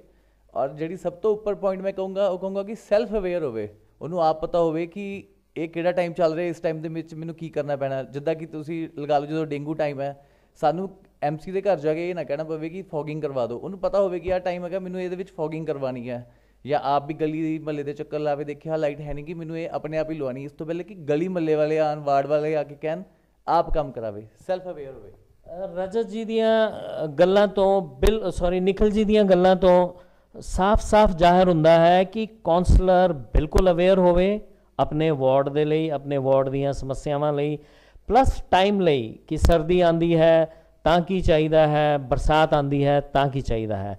ਨਿਖਿਲ ਜੀ, ਮੇਰਾ ਅਗਲਾ ਕੁਐਸਚਨ ਇਹ ਹੈ ਕਿ ਜਨਰਲੀ ਇਲੈਕਸ਼ਨ ਹੋਣ ਤੋਂ ਬਾਅਦ ਕੌਂਸਲਰਸ ਆਪਣੇ ਰਾਜਨੀਤਿਕ ਕੈਰੀਅਰ ਨੂੰ ਲੈ ਕੇ ਜ਼ਿਆਦਾ ਚਿੰਤਿਤ ਹੁੰਦੇ ਹੈ ਕੰਪੇਅਰਿੰਗ ਟੂ ਵਾਰਡ। ਤੁਸੀਂ ਕੀ ਕਹਿਣਾ ਚਾਹੋਗੇ ਇਹੋ ਜਿਹੇ ਕਾਉਂਸਲਰਸ ਨੂੰ, ਕੀ ਐਡਵਾਈਸ ਦੇਣਾ ਚਾਹੋਗੇ ਇਹੋ ਜਿਹੇ ਕਾਉਂਸਲਰਸ ਨੂੰ? ਐਕਚੁਅਲੀ ਕੋਈ ਵੀ ਕਾਉਂਸਲਰ ਜਿਹੜਾ ਆਉਂਦਾ ਹੈ ਉਹਦੀ ਸ਼ੁਰੂਆਤ ਮੋਸਟ ਆਫ ਦਾ ਦੈਮ ਉਹਨਾਂ ਦੀ ਸ਼ੁਰੂਆਤ ਇਹੀ ਹੁੰਦੀ ਹੈ ਕਿ ਇਹ ਤੋਂ ਮੈਂ ਸ਼ੁਰੂਆਤ ਕਰਕੇ ਅੱਗੇ ਵਧੂੰਗਾ ਜਾਂ ਪਾਰਟੀ ਵਾਈਜ਼ ਕੁਝ ਕਰੂੰਗਾ, ਲੇਕਿਨ ਅੱਗੇ ਉਹੀ ਵੱਧ ਪਾਉਂਦਾ ਜਿਹੜਾ ਪਾਰਟੀ ਦੇ ਨਾਲ ਚੱਲਦੇ ਹੋਏ ਜਿਹੜੇ ਵਾਰਡ 'ਚ ਜਿੱਤੇ ਉਸ ਵਾਰਡ ਦਾ ਕੰਮ ਕਰਾਉਂਦਾ ਹੈ, ਕਿਉਂਕਿ ਵੋਟ ਤਾਂ ਅਲਟੀਮੇਟਲੀ ਵੋਟਰਸ ਨੇ ਹੀ ਦੇਣੀ ਹੈ। ਅੱਗੇ ਇਲੈਕਸ਼ਨ 'ਚ ਖੜੇ ਹੋਣ ਲਈ ਵੀ ਉਹਨੂੰ ਵੋਟ ਹੀ ਚਾਹੀਦੀ ਆ, ਇਸ ਲਈ ਉਹਨੂੰ ਪਾਰਟੀ ਤੋਂ ਉੱਪਰ ਉੱਠ ਕੇ ਆਪਣੇ ਗਲੀ ਮੁਹੱਲੇ ਵਾਰਡ ਆਪਣੇ ਜਿਹੜਾ ਉਹਨੂੰ ਜ਼ਿੰਮੇਵਾਰੀ ਦਿੱਤੀ ਆ ਉਹਨੂੰ ਜ਼ਿਆਦਾ ਅੱਛੀ ਤਰ੍ਹਾਂ ਨਿਭਾਵੇ ਤਾਂ ਪਾਰਟੀ ਵੀ ਉਹਨੂੰ ਹੀ ਜ਼ਿਆਦਾ ਸਪੋਰਟ ਕਰੇਗੀ ਬਾਅਦ ਵਿੱਚ। ਨਿਖਿਲ ਜੀ ਨੇ ਬਹੁਤ ਵਧੀਆ ਢੰਗ ਨਾਲ ਸਾਨੂੰ ਦੱਸਿਆ ਕਿ ਅਲਟੀਮੇਟਲੀ ਲੋਕ ਹੀ ਲੋਕਤੰਤਰ ਦੇ ਵਿੱਚ ਰਾਜਾ ਨੇ, ਲੋਕ ਹੀ ਤਾਜ ਪਹਿਨਾਉਂਦੇ ਨੇ ਤੇ ਲੋਕ ਹੀ ਤਾਜ ਨੂੰ ਬਦਲ ਦਿੰਦੇ ਹੈ। ਇਸ ਲਈ ਕਾਉਂਸਲਰ ਆਪਣਾ ਕੰਮ ਵੱਲ ਜ਼ਿਆਦਾ ਧਿਆਨ ਦੇਵੇ, ਨਾ ਕਿ ਰਾਜਨੀਤਿਕ ਕੈਰੀਅਰ ਦੇ ਲਈ। ਕੰਮ ਅੱਛਾ ਹੋਏਗਾ ਤਾਂ ਰਾਜਨੀਤੀ ਦਾ ਭਵਿੱਖ ਬਹੁਤ ਅੱਛਾ ਹੋਏਗਾ। ਨਿਖਿਲ ਜੀ, ਮੇਰਾ ਅਗਲਾ ਸਵਾਲ ਤੁਹਾਡੇ ਤੋਂ ਇਹ ਹੈ ਕਿ ਜਿਵੇਂ ਟਰਾਂਸਪੇਰੈਂਸੀ ਵੱਧ ਰਹੀ ਹੈ, ਕਿਆ ਵਾਰਡ ਵਾਈਜ਼ ਲੋਕਾਂ ਨੂੰ ਉਸ ਵਾਰਡ ਦੇ ਲਈ ਕਿੰਨਾ ਪੈਸਾ ਆਇਆ ਹੈ ਉਹਦਾ ਹਿਸਾਬ ਰੱਖਣਾ ਚਾਹੀਦਾ ਹੈ ਜਾਂ ਮਿਲਣਾ ਚਾਹੀਦਾ ਹੈ? ਬਿਲਕੁਲ, ਇਹਦਾ ਪੂਰਾ ਹਿਸਾਬ ਮਿਲਣਾ ਚਾਹੀਦਾ ਹੈ। ਔਰ ਇਹਦੇ ਲਈ ਜਿੱਦਾਂ ਕਿ ਬਹੁਤ ਸਾਰੀ ਐਪਲੀਕੇਸ਼ਨਸ ਚੱਲਦੀਆਂ ਗਵਰਨਮੈਂਟ ਦੀ ਜਾਂ ਆਪਣੀ ਲੋਕਲ ਮਿਊਨਿਸਪਲ ਵੀ ਆਪਣੀ ਐਪਲੀਕੇਸ਼ਨਸ ਇੱਦਾਂ ਦੀਆਂ ਲਾਂਚ ਕਰ ਸਕਦੇ ਆ, ਜਿਹਦੇ ਨਾਲ ਮਹੱਲੇ ਵਾਲੇ ਆਪਣੀ ਦੇਖ ਸਕਦੇ ਕਿ ਸਾਡੇ ਵਾਰਡ ਨੂੰ ਕੀ ਫੰਡ ਆਇਆ, ਕਿੰਨਾ ਯੂਜ਼ ਹੋਇਆ ਔਰ ਕੀ ਇਹ ਐਕਚੁਅਲ 'ਚ ਯੂਜ਼ ਹੋਇਆ। ਜੇ ਉਹਨਾਂ ਨੂੰ ਪਤਾ ਹੋਏਗਾ ਤਾਂ ਹੀ ਉਹ ਆਪਣੇ MC ਨੂੰ ਵੀ ਕੁਐਸਚਨ ਕਰ ਸਕਦੇ ਆ, ਤਾਂ ਹੀ MC ਵੀ ਜ਼ਿੰਮੇਵਾਰ ਹੋਏਗਾ ਜਵਾਬ ਦੇਣ ਦਾ, ਨਹੀਂ ਤਾਂ ਉਹ ਵੀ ਕੁਛ ਨਾ ਕੁਛ ਦਾ ਕਹਿ ਦੇਗਾ। ਇਹ ਤਾਂ ਬਹੁਤ ਹੀ ਅੱਛਾ ਪੁਆਇੰਟ ਹੈ ਜਿਹੜਾ ਤੁਸੀਂ ਦੱਸਿਆ। ਨਿਖਿਲ ਜੀ ਨੇ ਬਹੁਤ ਵਧੀਆ ਢੰਗ ਨਾਲ ਦੱਸਿਆ ਕਿ ਆਉਣ ਵਾਲੇ ਟਾਈਮ ਦੇ ਵਿੱਚ ਹਰ ਵਾਰਡ ਦੇ ਬੰਦੇ ਨੂੰ ਇੰਟਰਨੈਟ ਦੇ ਉੱਤੇ ਪਤਾ ਹੋਵੇ ਕਿ ਮੇਰੇ ਵਾਰਡ ਲਈ ਕਿੰਨਾ ਪੈਸਾ ਆਇਆ ਹੈ ਔਰ ਮੇਰੇ ਵਾਰਡ 'ਚ ਕੀ ਡਿਵੈਲਪਮੈਂਟ ਦੇ ਪ੍ਰੋਗਰਾਮ ਚੱਲਨੇ ਹੈ।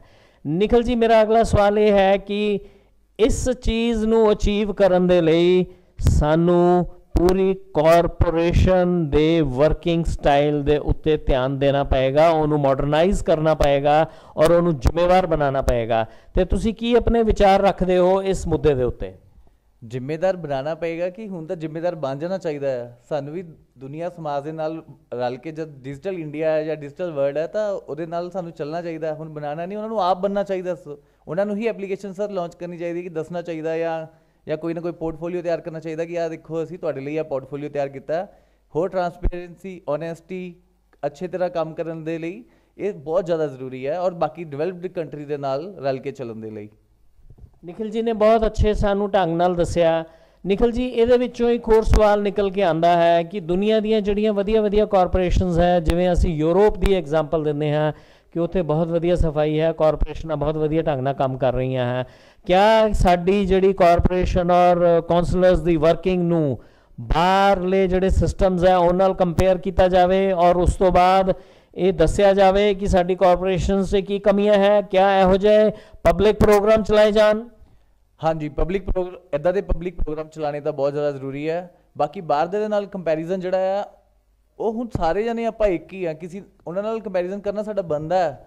ਔਰ ਇਹ ਨਹੀਂ ਹੈ ਕਿ ਉਹ ਆਪ ਆ ਕੇ ਕੰਮ ਕਰਦੇ, ਉਹਨਾਂ ਦੇ ਵੀ ਵਰਕਰ ਕੰਮ ਕਰਦੇ, ਉਹਨਾਂ ਦੇ ਵੀ ਜਿਹੜੇ ਲੋਕਲ ਆਪਾਂ ਲੋਕ ਆ ਜਿਹੜੇ ਉਹਨਾਂ ਦੇ ਵੀ ਜਨਰਲ ਪਬਲਿਕ ਹੈ ਉਹ ਵੀ ਸਫਾਈ ਦਾ ਖਿਆਲ ਰੱਖਦੇ ਆ। ਔਰ ਇੱਥੇ ਵੀ ਸਾਨੂੰ ਇਹ ਨਹੀਂ ਦੇਖਣਾ ਚਾਹੀਦਾ ਕਿ ਸਿਰਫ MC ਜਾਂ ਜਿਹੜੇ ਸਫਾਈ ਕਰਮਚਾਰੀ ਆ ਉਹੀ ਸਫਾਈ ਰੱਖਣ, ਸਾਨੂੰ ਖੁਦ ਨੂੰ ਵੀ ਰੱਖਣਾ ਪੈਣਾ। ਔਰ ਹਾਂ, ਇਹ ਕੰਪੈਰੀਜ਼ਨ ਬਹੁਤ ਜ਼ਿਆਦਾ ਜ਼ਰੂਰੀ ਹੈ। ਨਿਖਿਲ ਜੀ, ਕਿਆ 50 ਕਾਉਂਸਲਰਸ ਨੂੰ ਕੰਪੀਟੀਸ਼ਨ ਦੀ ਇੱਕ ਰੇਸ ਦੇ ਵਿੱਚ ਦਾਖਲ ਕੀਤਾ ਜਾਵੇ ਤਾਂ ਕਿ ਉਹ ਆਪਣੇ ਵਾਰਡਾਂ ਦਾ ਵੱਧ ਚੜ੍ਹ ਕੇ ਕੰਮ ਕਰਨ? ਕਿਆ ਉਹਨਾਂ ਲਈ ਕੋਈ ਸਨਮਾਨਿਤ ਕਰਨ ਲਈ ਜਾਂ ਰਿਵਾਰਡ ਕਰਨ ਲਈ ਪ੍ਰੋਗਰਾਮ ਚਲਾਇਆ ਜਾਵੇ?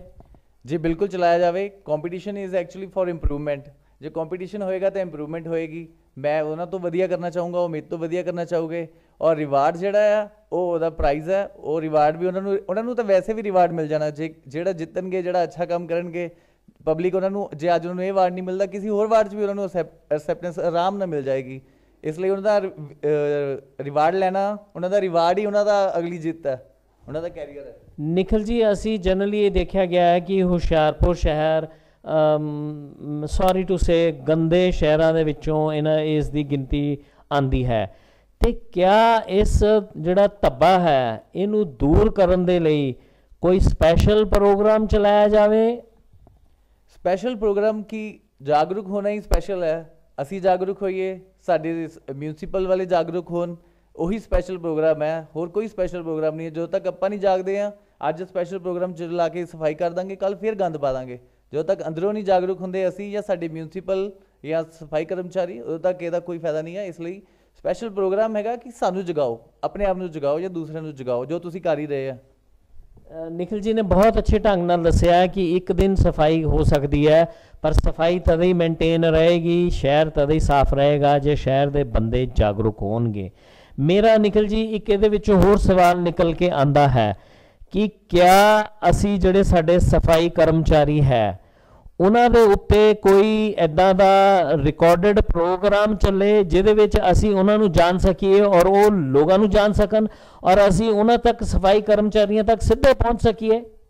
ਬਿਲਕੁਲ ਇੱਦਾਂ ਦਾ ਪ੍ਰੋਗਰਾਮ ਹੋਣਾ ਚਾਹੀਦਾ ਆ। ਸਫਾਈ ਕਰਮਚਾਰੀਆਂ ਦੀ ਵੀ ਸਮੱਸਿਆ ਹੋਏਗੀ ਕੋਈ ਨਾ ਕੋਈ, ਜਾਂ ਲੋਕਾਂ ਦੀ ਵੀ ਉਹਨਾਂ ਨੂੰ ਲੈ ਕੇ ਕੋਈ ਨਾ ਕੋਈ ਸਮੱਸਿਆ ਹੋਏਗੀ, ਕੋਈ ਟਾਈਮ ਨੂੰ ਲੈ ਕੇ ਹੋਏਗੀ, ਕੋਈ ਸਫਾਈ ਕਰਮਚਾਰੀ ਵੀ ਦੁਖੀ ਹੋ ਜਾਏਗਾ। ਮੇਬੀ ਕਿਤੇ ਬਾਰ-ਬਾਰ ਉਹ ਰੱਖਦੇ ਹੋਣ, ਉੱਥੇ ਬੋਰਡ ਵੀ ਲਾਏ ਹੁੰਦੇ ਗੰਦ ਨਾ ਪਾਓ, ਉੱਥੇ ਗੰਦ ਪਾਉਂਦੇ ਆ ਔਰ ਉਹਨਾਂ ਨੂੰ ਉੱਥੇ ਸਫਾਈ ਕਰਮਚਾਰੀਆਂ ਨੂੰ ਵੀ ਉੱਥੋਂ ਚੁੱਕਣ ਦਾ ਜਾਂ ਸੁੱਟਣ ਦਾ ਕਈ ਵਾਰੀ ਅਧਿਕਾਰ ਨਹੀਂ ਹੁੰਦਾ ਕਿ ਇੱਧਰਲੇ ਪਾਸੇ ਨਹੀਂ ਐਂਟਰ ਕਰਨਾ, ਪ੍ਰਾਈਵੇਟ ਪ੍ਰੋਪਰਟੀ ਹੈ। ਇਹ ਪ੍ਰੋਗਰਾਮ ਹੋਣਾ ਚਲਾਉਣਾ ਬਹੁਤ ਜ਼ਿਆਦਾ ਜ਼ਰੂਰੀ ਹੈ ਲੋਕਾਂ ਦੀ, ਸਫਾਈ ਕਰਮਚਾਰੀ ਦੀ ਔਰ ਮਿਊਨਿਸਪਲ ਵਗੈਰਾ ਦੀ ਆਪਸ 'ਚ ਮਿਊਚੁਅਲ ਅੰਡਰਸਟੈਂਡਿੰਗ ਦੇ ਲਈ, ਤਾਂ ਕਿ ਸਫਾਈ ਔਰ ਵਿਵਸਥਾ ਬਣੀ ਰਹੇ। ਨਿਖਿਲ ਜੀ ਨੇ ਸਾਨੂੰ ਬਹੁਤ ਬਖੂਬੀ ਢੰਗ ਨਾਲ ਦੱਸਿਆ ਕਿ ਸਫਾਈ ਕਰਮਚਾਰੀਆਂ ਦੀ ਵੀ ਕੋਈ ਦਿੱਕਤ ਹੋ ਸਕਦੀ ਹੈ। ਅਸੀਂ ਸ਼ਾਇਦ ਇਸ ਗੱਲ ਨੂੰ ਨਹੀਂ ਧਿਆਨ 'ਚ ਰੱਖ ਰਹੇ ਕਿ ਜਿੰਨੇ ਸਫਾਈ ਕਰਮਚਾਰੀ ਸ਼ਹਿਰ 'ਚ ਚਾਹੀਦੇ ਨੇ ਉਨੇ ਅਵੇਲੇਬਲ ਨਹੀਂ ਹੈ। ਹਾਂ, ਸਫਾਈ ਕਰਮਚਾਰੀ ਔਰ ਲੋਕਾਂ 'ਚ ਤਾਲਮੇਲ ਹੋਣਾ ਚਾਹੀਦਾ ਹੈ ਤਾਂ ਕਿ ਜਿਹੜਾ ਸਫਾਈ ਦਾ ਕੰਮ ਹੈ ਬਹੁਤ ਵਧੀਆ ਢੰਗ ਦੇ ਨਾਲ ਅੱਗੇ ਵਧਾਇਆ ਜਾਵੇ। ਨਿਖਿਲ ਜੀ, ਕਿਆ ਕੋਈ, ਮੇਰਾ ਤੁਹਾਡੇ ਤੋਂ ਅੰਤਿਮ ਸਵਾਲ ਹੈ ਕਿ ਕਿਆ ਕੋਈ ਕਾਉਂਸਲਰ ਦੀ ਏਜ ਲਿਮਿਟ ਹੋਵੇ? ਕਾਉਂਸਲਰ ਦੀ ਏਜ ਲਿਮਿਟ ਮੇ ਵੀ ਬਹੁਤ ਜ਼ਿਆਦਾ ਬਜ਼ੁਰਗ ਨਾ ਹੋਣ, ਮੋਰ ਦੈਨ 70, ਤਾਂ ਕਿ ਉਹ ਫ੍ਰੀਲੀ ਅਵੇਲੇਬਲ ਨਾ ਹੋ ਸਕਣ ਔਰ ਬਹੁਤ ਜ਼ਿਆਦਾ ਦੌੜ ਭੱਜ ਨਾ ਕਰ ਸਕਣ। ਬਾਕੀ ਜਿੱਦਾਂ ਹੁਣ ਅੱਜ ਕੱਲ੍ਹ ਤਾਂ 20-22 ਸਾਲ ਤੋਂ ਹੀ ਸ਼ੁਰੂ ਹੋ ਜਾਂਦੇ ਕਾਉਂਸਲਰ। ਬਹੁਤ ਸਾਰੇ ਸਾਡੇ ਦੇਸ਼ ਦੇ ਐਸੀ ਜਗ੍ਹਾ ਹੈਗੀ ਜਿੱਥੇ ਯੰਗ ਹੈਗੇ ਆ, ਉਹ ਜਿੰਨਾ ਜ਼ਿਆਦਾ ਐਕਸਪੀਰੀਅੰਸ ਹੋਣਗੇ ਉਨਾ ਜ਼ਿਆਦਾ ਵੈਸੇ ਤਾਂ ਫਾਇਦਾ ਹੀ ਉਹਨਾਂ ਦੇ ਵਾਰਡ ਨੂੰ ਜਾਂ ਬਾਕੀਆਂ ਨੂੰ, ਕਿਉਂਕਿ ਉਹਨਾਂ ਨੂੰ ਪਤਾ ਲੱਗੇਗਾ ਕੰਮ ਕਿੱਦਾਂ ਕਰੀਦਾ। ਪਰ ਬਹੁਤ ਜ਼ਿਆਦਾ ਬਜ਼ੁਰਗ ਹੋਊਗਾ ਜਿਹੜਾ ਚੱਲ ਫਿਰ ਨਹੀਂ ਸਕਦਾ ਜਾਂ ਬਹੁਤ ਜ਼ਿਆਦਾ ਮੂਵਿੰਗ ਨਹੀਂ ਹੈਗਾ, ਮੂਵੇਬਲ ਨਹੀਂ ਹੈਗਾ, ਤਾਂ ਮੋਬਾਈਲ ਨਹੀਂ ਹੈਗਾ, ਫਿਰ ਉਹਦਾ ਵੀ ਵਾਰਡ ਨੂੰ ਕੋਈ ਫਾਇਦਾ ਨਹੀਂ, ਕਿਉਂਕਿ MC ਦੀ ਦੌੜ ਭੱਜ ਜ਼ਿਆਦਾ ਰਹਿੰਦੀ ਹੈ। ਇਸ ਕਰਕੇ ਏਜ ਲਿਮਿਟ, ਇੱਕ ਏਜ ਲਿਮਿਟ ਸੈੱਟ ਹੋਣਾ ਤਾਂ ਜ਼ਰੂਰੀ ਹੈ ਤਾਂ ਕਿ ਉਹ ਮੋਬਾਈਲ ਰਵੇ, ਫੁੱਲੀ ਐਕਟਿਵ ਰਵੇ। ਨਿਖਿਲ ਜੀ ਨੇ ਬਹੁਤ ਵਧੀਆ ਵਿਚਾਰ ਦੱਸੇ ਕਿ ਸਾਡਾ ਕਾਉਂਸਲਰ ਜਿਹੜਾ ਇੱਕ ਸਪੋਰਟਸਮੈਨ ਵੀ ਹੋਵੇ, ਫੁੱਲੀ ਐਕਟਿਵ ਹੋਵੇ, ਨੱਠਣ ਭੱਜਣ ਵਾਲਾ ਹੋਵੇ। ਨਿਖਿਲ ਜੀ, ਤੁਹਾਡਾ ਇਸ ਪ੍ਰੋਗਰਾਮ 'ਚ ਬਹੁਤ ਬਹੁਤ ਸਵਾਗਤ ਹੈ। ਜਿੱਦਾਂ ਦੇ ਤੁਸੀਂ ਵਿਚਾਰ KBC ਦੇ ਲਈ ਔਰ KBC ਦੇ ਦਰਸ਼ਕਾਂ ਲਈ ਦਿੱਤੇ ਨੇ, ਮੈਂ KBC ਦੀ ਟੀਮ ਵੱਲੋਂ ਤੁਹਾਡਾ ਬਹੁਤ ਬਹੁਤ ਧੰਨਵਾਦ ਕਰਦਾ ਹਾਂ। ਨਿਖਿਲ ਜੀ, ਮੈਂ ਬਹੁਤ ਆਭਾਰੀ ਹਾਂ ਅਜੇ ਸਰ, KBC ਦੀ ਪੂਰੀ ਟੀਮ, KBC ਦੇ ਪੂਰੇ ਦਰਸ਼ਕਾਂ ਦਾ, ਜਿਨ੍ਹਾਂ ਨੇ ਇੱਥੇ ਮੈਨੂੰ ਬੁਲਾਇਆ, ਇੰਨਾ ਮਾਣ ਬਖਸ਼ਿਆ। ਬਹੁਤ ਬਹੁਤ ਧੰਨਵਾਦ। ਸਾਰਿਆਂ ਨੂੰ ਅੱਛਾ MC ਮਿਲੇ। Thank you very much. ਇਹ ਸੀ ਨਿਖਿਲ ਜੀ। ਸਾਡੇ ਵਿੱਚ ਨੇ ਸ਼੍ਰੀ ਸੁਰਜੀਤ ਸਿੰਘ ਜੀ, ਜਿਹੜੇ ਕਿ ਪ੍ਰਿੰਸੀਪਲ ਨੇ ਡਰੋਲੀ ਕਲਾਂ। ਸੁਰਜੀਤ ਸਿੰਘ ਜੀ, ਤੁਹਾਡਾ ਬਹੁਤ ਬਹੁਤ ਧੰਨਵਾਦ KBC ਤੇ ਆਉਣ ਲਈ। ਧੰਨਵਾਦ। ਸੁਰਜੀਤ ਜੀ, ਮੈਂ ਤੁਹਾਡੇ ਕੋਲ ਕੁਝ ਸਵਾਲ ਪੁੱਛਣਾ ਚਾਹਾਂਗਾ, ਕਿਉਂਕਿ ਹੁਸ਼ਿਆਰਪੁਰ ਸ਼ਹਿਰ ਜਿਹੜਾ ਚੁਣਾਵੀ ਬੁਖਾਰ ਵੱਲ ਅਗਰਸਰ ਹੁੰਦਾ ਜਾ ਰਿਹਾ ਹੈ, ਚੁਣਾਵੀ ਮਾਹੌਲ ਬਣਦਾ ਜਾ ਰਿਹਾ ਹੈ। ਸੁਰਜੀਤ ਜੀ, ਪਹਿਲਾ ਸਵਾਲ ਤੁਹਾਡੇ ਤੋਂ ਇਹ ਹੈ ਕਿ ਕਿਹੋ ਜਿਹਾ ਕਾਉਂਸਲਰ ਅਸੀਂ ਆਪਣੇ ਏਰੀਏ 'ਚ ਦੇਖਣਾ ਚਾਹਾਂਗੇ? ਸਭ ਤੋਂ ਪਹਿਲਾਂ ਤਾਂ ਕਾਉਂਸਲਰ ਦੇ ਬਾਰੇ ਸਾਨੂੰ ਵੀ ਪਤਾ ਹੋਣਾ ਚਾਹੀਦਾ ਕਿ ਕਾਉਂਸਲਰ ਜਿਹੜਾ ਹੈ ਉਹ ਸਮਾਜ ਦੇ ਪ੍ਰਤੀ ਪੂਰੀ ਤਰ੍ਹਾਂ ਡੈਡੀਕੇਟਡ ਹੋਣਾ ਚਾਹੀਦਾ। ਠੀਕ ਹੈ ਜੀ। ਠੀਕ ਹੈ, ਉਸ ਦੇ ਵਿੱਚ ਸੇਵਾ ਕਰਨ ਦੀ ਭਾਵਨਾ ਹੋਣੀ ਚਾਹੀਦੀ ਹੈ। ਉਹ ਸਿਰਫ ਸੈਲਫ ਇੰਟਰਸਟ ਨੂੰ ਲੈ ਕੇ ਨਾ ਕੰਮ ਕਰੇ, ਬਲਕਿ ਲੋਕਾਂ ਦੀ ਭਲਾਈ ਦੇ ਲਈ ਕੰਮ ਕਰੇ। ਬਹੁਤ ਵਧੀਆ ਦੱਸਿਆ ਸੁਰਜੀਤ ਜੀ ਨੇ ਕਿ ਜਿਹੜਾ ਕਾਉਂਸਲਰ ਹੈ ਉਹਨੂੰ ਡੈਡੀਕੇਟਿਡ ਹੋਣਾ ਚਾਹੀਦਾ ਹੈ, ਉਹਦੇ ਅੰਦਰ ਭਾਵਨਾ ਹੋਣੀ ਚਾਹੀਦੀ ਹੈ, ਸੇਵਾ ਦੀ ਭਾਵਨਾ ਹੋਣੀ ਚਾਹੀਦੀ ਹੈ। ਸੁਰਜੀਤ ਜੀ, ਇਹਦੇ ਵਿੱਚੋਂ ਇੱਕ ਹੋਰ ਸਵਾਲ ਨਿਕਲ ਕੇ ਆਉਂਦਾ ਹੈ ਕਿ ਕਾਉਂਸਲਰ ਇਲੈਕਸ਼ਨ ਜਿੱਤਣ ਤੋਂ ਬਾਅਦ ਘਰਾਂ ਦੀ ਨਿਸ਼ਾਨਦੇਹੀ ਕਰਦੇ ਨੇ ਕਿ ਇਸ ਘਰ ਨੇ ਮੈਨੂੰ ਵੋਟ ਪਾਇਆ ਜਾਂ ਨਹੀਂ ਪਾਇਆ। ਅਸੀਂ ਕੀ ਇਹੋ ਜਿਹੇ ਕਾਉਂਸਲਰ ਨੂੰ ਸੁਨੇਹਾ ਦੇਣਾ ਚਾਹਾਂਗੇ? ਦੇਖੋ, ਇਹੋ ਜਿਹੇ ਜਿਹੜੇ ਕਾਉਂਸਲਰਸ ਆ ਜਿਹੜੇ ਪੋਲੀਟੀਕਲੀ ਬੈਕਗਰਾਊਂਡ ਨੂੰ ਸੰਬੰਧ ਰੱਖਦੇ ਆ, ਉਹ ਆਪਣੇ ਪੋਲੀਟੀਕਲ ਏਜੰਡੇ ਨੂੰ ਪੂਰਾ ਕਰਨ ਦੇ ਲਈ ਦੇਖਦੇ ਆ ਕਿ ਕਿਹੜੇ ਲੋਕਾਂ ਨੇ ਜਿਹੜੀ ਉਹਨਾਂ ਦੇ ਪੱਖ ਦੇ ਵਿੱਚ ਵੋਟ ਪਾਈ ਆ, ਕਿਹੜੇ ਨੇ ਨਹੀਂ ਪਾਈ। ਠੀਕ ਹੈ, ਪਰ ਇਸ ਲੈਵਲ ਤੱਕ ਨਹੀਂ ਹੁੰਦਾ ਕਿ ਕਿਸੇ ਨੂੰ ਉਹ ਹਾਰਮ ਕਰ ਸਕਣ, ਕਿਸੇ ਨੂੰ ਨੁਕਸਾਨ ਪਹੁੰਚਾ ਸਕਣ। ਉਹਨਾਂ ਦਾ ਮੇਨ ਏਜੰਡਾ ਹੁੰਦਾ ਕਿ ਆਪਣੇ ਪੱਖ ਦੇ ਵਿੱਚ ਵੱਧ ਤੋਂ ਵੱਧ ਲੋਕਾਂ ਨੂੰ ਕਰਨਾ। ਸੁਰਜੀਤ ਜੀ, ਇਹਦੇ ਵਿੱਚੋਂ ਇੱਕ ਸਵਾਲ ਹੋਰ ਨਿਕਲ ਕੇ ਆਉਂਦਾ ਹੈ ਕਿ ਜਿਹੜੇ ਕਾਰਪੋਰੇਸ਼ਨ ਇਲੈਕਸ਼ਨਸ ਨੇ, ਇਹ ਲੋਕਤੰਤਰ ਦੀ ਪਹਿਲੀ ਪੌੜੀ ਹੈ। ਇੱਥੋਂ MLA ਔਰ MP ਬਣਨ ਨੂੰ ਜ਼ਿਆਦਾ ਦੇਰ ਨਹੀਂ ਹੈ। ਤੁਸੀਂ ਇਹੋ ਜਿਹੇ ਕਾਉਂਸਲਰਸ ਜਿਹੜੇ ਸੱਚੀ ਭਾਵਨਾ ਰੱਖ ਕੇ ਚੱਲਦੇ ਨੇ ਜਾਂ ਜਿਹੜੇ ਭਾਵਨਾ ਨਹੀਂ ਰੱਖ ਕੇ ਚੱਲਦੇ, ਉਹਨਾਂ ਨੂੰ ਕੀ ਮੈਸੇਜ ਦੇਣਾ ਚਾਹੋਗੇ? ਇਸ ਵਿੱਚ ਕੋਈ ਸ਼ੱਕ ਨਹੀਂ ਆ ਕਿ ਇਹ ਜਿਹੜੀਆਂ ਇਲੈਕਸ਼ਨਸ ਹੈਗੀਆਂ, ਇਲੈਕਸ਼ਨਸ ਦੇ ਵਿੱਚ ਫਸਟ ਸਟੈਪ ਹੈਗਾ ਕਾਉਂਸਲਰ ਦੀ ਵਿੱਚ ਕੰਟੈਸਟ ਕਰਨ ਦਾ। ਉਸ ਤੋਂ ਅਗਲੇ ਜਿਹੜੇ ਸਟੈਪ ਬਾਈ ਸਟੈਪ ਇਹ ਇਲੈਕਸ਼ਨਸ ਹੁੰਦੀਆਂ ਹੈ, ਜਿਸ ਤਰ੍ਹਾਂ ਉਸ ਤੋਂ ਬਾਅਦ MLAs ਹੁੰਦੇ ਆ, MLAs ਤੋਂ ਬਾਅਦ MPs ਵਗੈਰਾ ਸਾਡੇ ਚੁਣੇ ਜਾਂਦੇ ਆ। ਸੋ ਕਾਉਂਸਲਰ ਦਾ ਜਿਹੜਾ ਸਟੈਪ ਹੈ ਫਸਟ ਸਟੈਪ ਹੈ। ਇਸ ਦੇ ਲਈ ਸਾਡੇ ਲਈ ਜ਼ਰੂਰੀ ਆ ਕਿ ਜਿਹੜਾ ਵੀ ਕਾਉਂਸਲਰ ਅਸੀਂ ਕੈਂਡੀਡੇਟ ਬਣਾਈਏ ਉਹ ਸਭ ਤੋਂ ਜ਼ਿਆਦਾ ਤਾਂ ਪਹਿਲਾਂ ਪੜ੍ਹਿਆ ਲਿਖਿਆ ਹੋਣਾ ਚਾਹੀਦਾ, ਕਿਉਂਕਿ ਅੱਜ ਹੁਣ ਸਮਾਂ ਬਦਲ ਚੁੱਕਾ ਆ। ਇਹ ਉਹ ਸਮਾਂ ਨਹੀਂ ਰਿਹਾ ਕਿ ਅਸੀਂ ਭੇਡ ਚਾਲ ਦੇ ਵਿੱਚ ਲੱਗ ਕੇ ਕਿਸੇ ਨੂੰ ਵੋਟ ਕਰਾਂਗੇ। ਸੋ ਪੜ੍ਹਿਆ ਲਿਖਿਆ ਵੋਟਰ ਹੈ, ਪੜ੍ਹਿਆ ਲਿਖਿਆ ਵੋਟਰ ਸਮਝਦਾ ਆ ਹਰ ਗੱਲ ਨੂੰ, ਔਰ ਲੋਕਾਂ ਨੂੰ ਇਸ ਗੱਲ ਦੀ ਪੂਰੀ ਸਮਝ ਆ ਕਿ ਜੋ ਕੁਝ ਵੀ ਉਹ ਕਾਉਂਸਲਰ ਉਹਨਾਂ ਨੇ ਬਣਾਇਆ ਉਸ ਨੂੰ ਉਹ ਪੂਰੀ ਤਰ੍ਹਾਂ ਸਪੋਰਟ ਕਰਦੇ ਆ। ਫਿਰ ਸੁਰਜੀਤ ਜੀ, ਮੇਰਾ ਅਗਲਾ ਸਵਾਲ ਇਹ ਹੈ ਕਿ ਕਿਆ ਕਾਉਂਸਲਰਸ ਨੂੰ ਡਿਵੈਲਪਮੈਂਟ ਦੇ ਏਜੰਡੇ ਦੇ ਉੱਤੇ ਜ਼ਿਆਦਾ ਲਿਜਾਣ ਦੇ ਲਈ ਉਹਨਾਂ 'ਚ ਕੋਈ ਕੰਪੀਟੀਸ਼ਨ ਰੱਖਿਆ ਜਾਵੇ ਕਿ best councillor of the year award ਦਿੱਤਾ ਜਾਵੇ? ਦੇਖੋ, ਜਿੱਥੋਂ ਤੱਕ ਡਿਵੈਲਪਮੈਂਟ ਵਰਕਸ ਹੈਗੇ ਆ, ਡਿਵੈਲਪਮੈਂਟ ਵਰਕਸ ਜਿਹੜੇ ਆ ਮਿਊਨਿਸਪਲ ਕਮੇਟੀਜ਼ ਔਰ ਮਿਊਨਿਸਪਲ ਕਾਰਪੋਰੇਸ਼ਨ ਦੇ ਨਾਲ ਜੁੜੇ ਹੋਏ ਹੁੰਦੇ ਆ, ਜਿਨ੍ਹਾਂ ਦੇ ਇਹ ਪਾਰਟਸ ਹੁੰਦੇ ਆ ਕਾਉਂਸਲਰ ਜਿਹੜੇ ਹੁੰਦੇ ਆ। ਪਰ ਅਫਸੋਸ ਦੀ ਗੱਲ ਇਹ ਆ ਕਿ ਕਈ ਵਾਰੀ ਸੁਣਨ ਨੂੰ ਮਿਲਦਾ ਆ ਔਰ ਦੇਖਿਆ ਵੀ ਆ ਕਿ ਇਹੋ ਜਿਹੀਆਂ ਮਾਲ ਪ੍ਰੈਕਟਿਸਿਸ ਜਿਹੜੀਆਂ ਹੁੰਦੀਆਂ ਕਿ ਕਾਉਂਸਲਰ ਜਿਹੜੇ ਆ ਕਮੇਟੀ ਦੇ ਜਿਹੜੇ ਕੰਟਰੈਕਟਰਸ ਹੁੰਦੇ ਆ ਉਹਨਾਂ ਨੂੰ ਬਲੈਕਮੇਲਿੰਗ ਵੀ ਕਰਦੇ ਆ, ਉਹਨਾਂ ਨੂੰ ਪੂਰੀ ਤਰ੍ਹਾਂ ਸਪੋਰਟ ਨਹੀਂ ਕਰਦੇ, ਜਾਂ ਕਹਿ ਲਓ ਕਿ ਲੈਗ ਪੁਲਿੰਗ ਵੀ ਹੋਣੀ ਸ਼ੁਰੂ ਹੋ ਜਾਂਦੀ ਹੈ, ਜਿਸ ਕਰਕੇ ਜਿਹੜੀ ਡਿਵੈਲਪਮੈਂਟ ਦਾ ਪਾਥ ਹੈਗਾ ਉਹ ਰੁਕ ਜਾਂਦਾ ਹੈ। ਸੁਰਜੀਤ ਜੀ, ਇਹ ਸਮੱਸਿਆ ਤੁਸੀਂ ਬਹੁਤ ਅੱਛੇ ਢੰਗ ਨਾਲ ਉਜਾਗਰ ਕੀਤੀ ਔਰ ਇਹ ਬਹੁਤ ਦੇਰ ਤੋਂ ਸਮੱਸਿਆ ਚੱਲਦੀ ਆ ਰਹੀ ਹੈ ਕਿ ਲੋਕਾਂ ਨੂੰ ਕਾਰਪੋਰੇਸ਼ਨ ਔਰ ਕਾਉਂਸਲਰਸ ਦੀ ਵਰਕਿੰਗ ਦੇ ਬਾਰੇ 'ਚ ਕੋਈ ਗਿਆਨ ਨਹੀਂ ਹੈ। ਬਹੁਤ ਵਾਰੀ ਕਾਉਂਸਲਰਸ ਇਹ ਜਵਾਬ ਦਿੰਦੇ ਨੇ ਕਿ ਕਾਰਪੋਰੇਸ਼ਨ ਕੋ ਕੋਈ ਫੰਡ ਨਹੀਂ, ਕਾਰਪੋਰੇਸ਼ਨ ਜੇਕਰ ਪੰਜਾਬੀ 'ਚ ਕਹੀ ਜਾਏ ਤਾਂ ਕਿਹਾ ਜਾਂਦਾ ਹੈ ਕਿ ਭੁੱਖੀ ਨੰਗੀ ਹੈ, ਇਹਦੇ ਕੋਲ ਕੋਈ ਪੈਸਾ ਨਹੀਂ ਹੈ। ਕਿਆ ਆਉਣ ਵਾਲੇ ਟਾਈਮ ਦੇ ਵਿੱਚ ਜਿਵੇਂ ਡਿਜੀਟਲਾਈਜੇਸ਼ਨ ਵੱਧ ਰਹੀ ਹੈ, ਜਿਵੇਂ ਹਿਸਾਬ ਕਿਤਾਬ ਜ਼ਿਆਦਾ ਟਰਾਂਸਪੇਰੈਂਟ ਹੋ ਰਹੇ ਨੇ, ਕਿਆ ਮਿਊਨਿਸਪਲ ਕਾਰਪੋਰੇਸ਼ਨ ਡਿਜੀਟਲਾਈਜ਼ਡ ਹੋਵੇ ਔਰ ਕੱਲੇ ਵਾਰਡ ਦਾ ਜਿਹੜਾ ਹਿਸਾਬ ਹੈ ਕਿ ਉਹਨਾਂ ਕੋ ਕਿੰਨਾ ਪੈਸਾ ਆਇਆ ਇੰਟਰਨੈਟ 'ਤੇ ਚੜਾਇਆ ਜਾਵੇ ਤਾਂ ਕਿ ਲੋਕਾਂ ਨੂੰ ਪਤਾ ਲੱਗੇ ਕਿ ਸਾਡੇ ਵਾਰਡ ਨੂੰ ਕਿੰਨਾ ਪੈਸਾ ਮਿਲਿਆ ਹੈ? ਦੇਖੋ, ਹੁਣ ਸਮਾਂ ਜਿਹੜਾ ਹੈ ਉਹ ਟਰਾਂਸਪੇਰੈਂਸੀ ਦਾ ਸਮਾਂ ਆ ਚੁੱਕਾ ਹੈ ਕਿ ਜਿਹੜੇ ਵੀ ਮਿਊਨਿਸਪਲ ਕਾਰਪੋਰੇਸ਼ਨਸ ਹਨ ਉਹ ਸਾਰੀਆਂ ਡਿਜੀਟਲਾਈਜ਼ ਕਾਫੀ ਤਾਂ ਹੋ ਵੀ ਚੁੱਕੀਆਂ ਹਨ, ਕਿਉਂਕਿ ਸਾਰਾ ਕੰਮ ਜਿਹੜਾ ਹੈ ਸਰਕਾਰ ਵੱਲੋਂ ਉਹ ਆਲਰੇਡੀ ਕੰਪਿਊਟਰਾਈਜ਼ ਕੀਤਾ ਜਾ ਚੁੱਕਾ ਆ। ਪਰ ਇਸ ਦੇ ਨਾਲ ਹੀ ਇਹ ਜ਼ਰੂਰੀ ਆ ਕਿ ਜਿਹੜੇ ਵਾਰਡ ਦੇ ਲੋਕ ਆ ਜਾਂ ਉਸ ਕਮਿਊਨਿਟੀ ਦੇ ਲੋਕ ਆ ਉਹਨਾਂ ਨੂੰ ਪੂਰੀ ਜਾਣਕਾਰੀ ਹੋਣੀ ਚਾਹੀਦੀ ਆ ਕਿ ਉਸ ਵਾਰਡ ਦੇ ਲਈ ਸਰਕਾਰ ਵੱਲੋਂ ਕਿੰਨੀ ਗ੍ਰਾਂਟ ਜਿਹੜੀ ਐਲੋਕੇਟ ਕੀਤੀ ਗਈ ਆ ਔਰ ਕਿਸ ਪਰਪਸ ਲਈ ਕੀਤੀ ਗਈ ਹੈ, ਤਾਂ ਕਿ ਉਸ ਗ੍ਰਾਂਟ ਦਾ ਉਹ ਸਹੀ ਯੂਜ਼ ਕੀਤਾ ਜਾ ਸਕੇ।